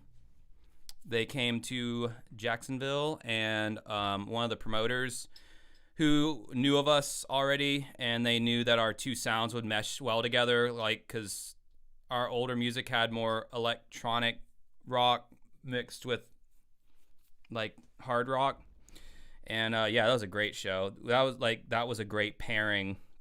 If we could have gone on tour as like their support, like their lower opening band support, which happens a lot, that would have been a great, like, we would have made a lot of fans on that tour because a lot of their fans ended up buying our merch, which was cool.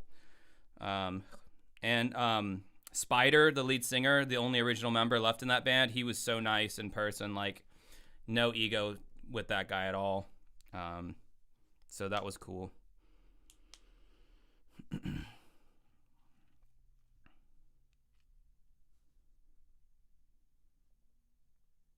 Are you and your lead singer dating? Yeah, we get this question all the time. No, we're not. She is dating our current bass player, Michael.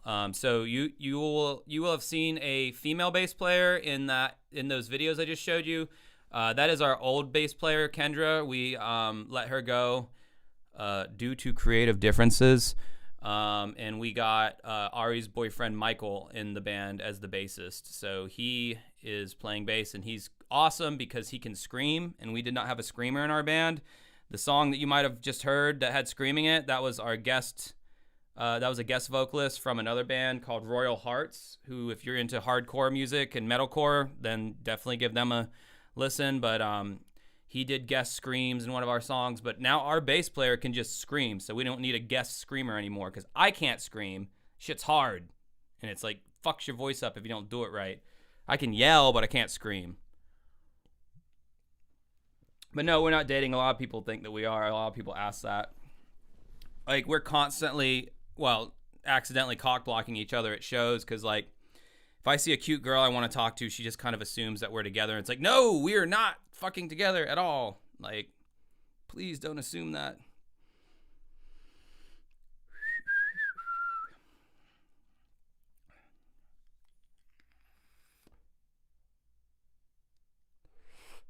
Oh, yeah, have my music played at a low volume. Yeah, I need to, like, set that up on OBS. And like, I could, yeah, that's something I could do. I just have to, like, do that for next stream. I can't do it right now simultaneously. Dario the Hungry, I can scream constantly consistently and for long periods without coughing, but I can't carry a tune to save my life. Yeah, a lot of screamers are that way. Thankfully, when you're in the studio, you don't have to scream in tune. You can just scream, and they will just track it, and then that's it. Like, you don't have to worry about,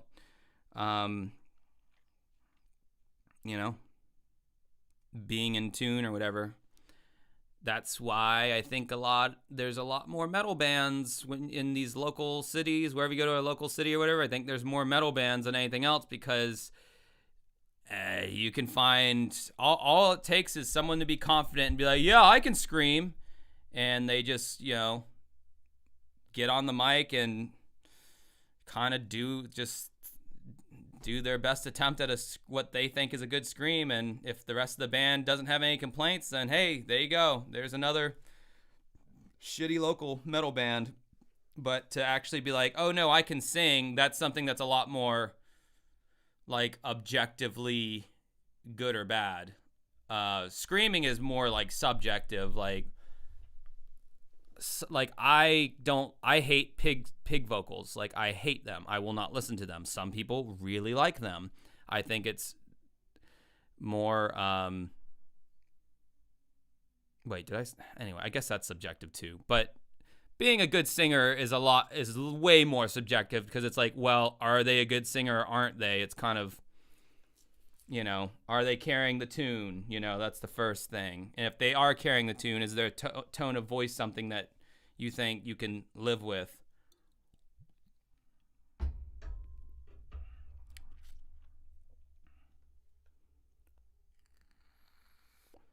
Oh, yeah. So that dude Vince talking about all the test tasting videos me and Ari used to do. When I did my podcast, people used to send me shit from whatever country they lived in. Especially fucking Sweden. This one lady sends me so many. To this day, we don't even do the podcast anymore. She'll still send me care packages from Sweden. I have so much Swedish stuff. Like, I'm surprised I don't have anything back here. But yeah, anytime we'll get something from another country, we'll make another taste test video, but we don't do a podcast anymore. And so people just don't feel compelled to send me goodies from their country or whatever. But I'd do another one, and usually I drag her into it because I feel like it's more entertaining when you have two reactions, and she was always the one that was most, like, readily able to participate. Chris Mahinte, do you ever see drama when people in bands date each other? Well, yeah, look at No Doubt. They made a whole career out of the breakup of Gwen Stefani and Tony Kanal or whatever his name is, the bass player. Like, she made two hugely successful albums just from writing breakup material, and they were still able to maintain a professional working relationship. So, but I mean, yeah, bands end, when that happens all the time. That's one of the reasons why we never dated, because the band had already been kind of like up and established and shit, and it was like, yeah, why don't we just not do that and focus on like trying to make our dreams come true rather than have this little short time of dating and then having it end and then shit's awkward. And so we just never went there. And I'm so glad we didn't. That was like probably one of the smartest things that I've done as far as the band is concerned, is like not go there with her, you know? So that was a good idea. And now she's dating the bass player, and I don't know. I hope nothing ever happens between them because I really like him a lot. I like Michael, our bass player. I hope they stay together, but I mean, if they ever break up, then I mean, if he wants to stay, he can. But I mean, if he wants to go, I understand if it would be too awkward or whatever. But you know.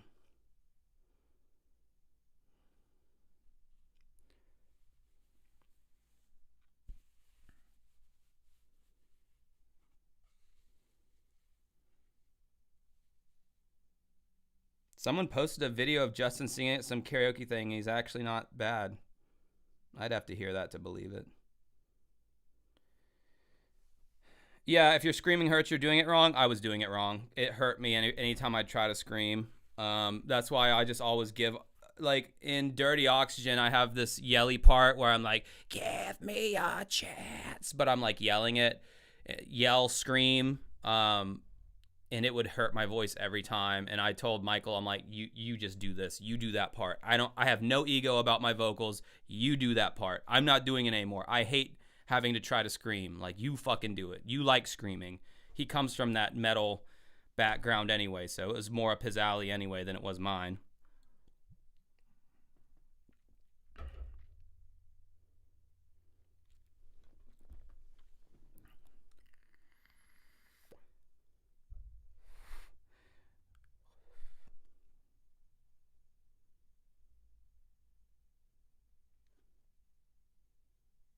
I'm just reading y'all's conversation. Now I'm watching y'all have a conversation. Yeah, I'm just reading the comments right now. Let's see here.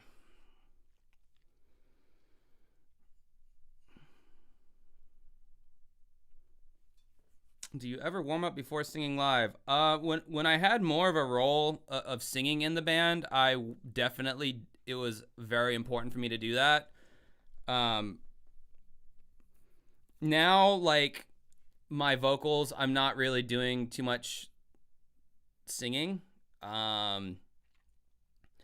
Really, the only reason I would warm up before was when I had to do the screamy bits in that song Dirty Oxygen, because I knew if I didn't warm my vocals up, it was going to sound like asshole.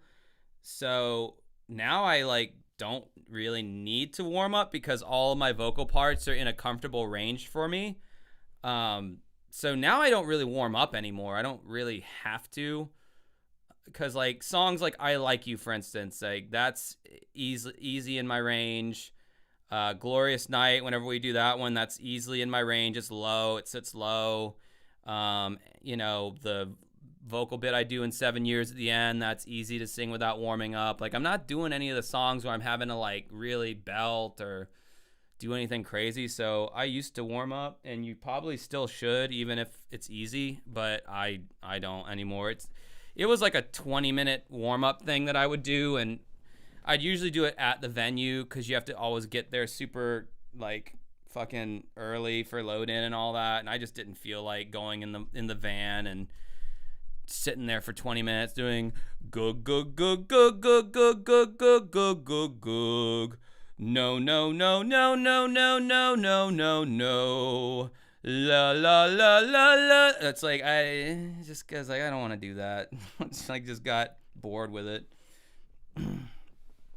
Any tips for getting some vocal chops? I play piano and kind of get singing, but it's hard to stay in tune and control my voice properly. Do vocal warm-ups for sure, like what I just an example of what I just showed you, where you're like running up and down the scales with it, and you just focus your ear on like what note they're playing, and you try to like just get your voice to match it as much as possible, and just do that a lot. And like playing an instrument, your vocal cords are a muscle, and there are things called muscle memory that's very real. And after doing that for a long time, your pitch will get better, your control will get better. It takes a long time. When I first started out, I was so goddamn pitchy live. In fact, if you join our Discord, I posted the whole video from us Saturday, the whole show, all 55 minutes of it. So you can go and listen to my band playing live, the whole set. The link is buried now. Let me see if I can paste it in here again.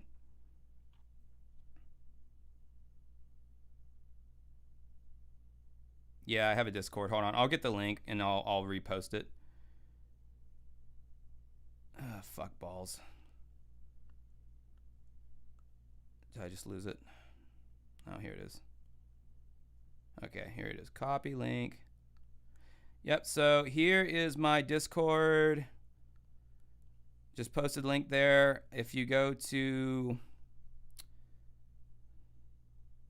Yeah, so once you join the Discord, if you go to under Dancing with Important Stuff, if you go to Dancing with Ghosts, it's a topic or whatever. It'll say Dancing with Ghosts. Oh, wait, no, that's our Spotify. My bad. I led you astray. Where the fuck did it get posted at? If you go to music, I think it's pinned to the top. Let me see here. God damn it. I know there's an easier way to do this, but I'm stupid.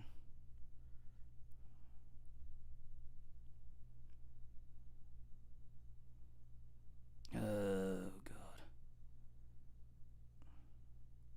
Anyway, it's under the music topic. I think it's pinned to the top. But yeah, I'll just fucking post it again in music maybe. Well, I can't right now. All right, whatever. I did my part. Yeah, I think it's under the music discussion. It's somewhere in there, and it was pinned. The entire concert, so you can check it out and ridicule, do a whole video on me, like I did on Rex Viper. Tear me a new asshole. Point out my many flaws. I don't care. Hey, we're having fun, and isn't that what it's all about? Well, I think that's about it for this one. I think I've kind of talked about everything. Definitely covered the AVGN thing, and I've bullshitted a good bit. I think I'm gonna go out and touch some grass. But thank you for everybody who stopped by and chatted and watched my stuff. Until next time, we'll talk to you again. I think I'll have that Macho Man Randy Savage video out tomorrow on as one of my regular videos. I hope you can check it out. And till next time, everyone have a good rest of your night. And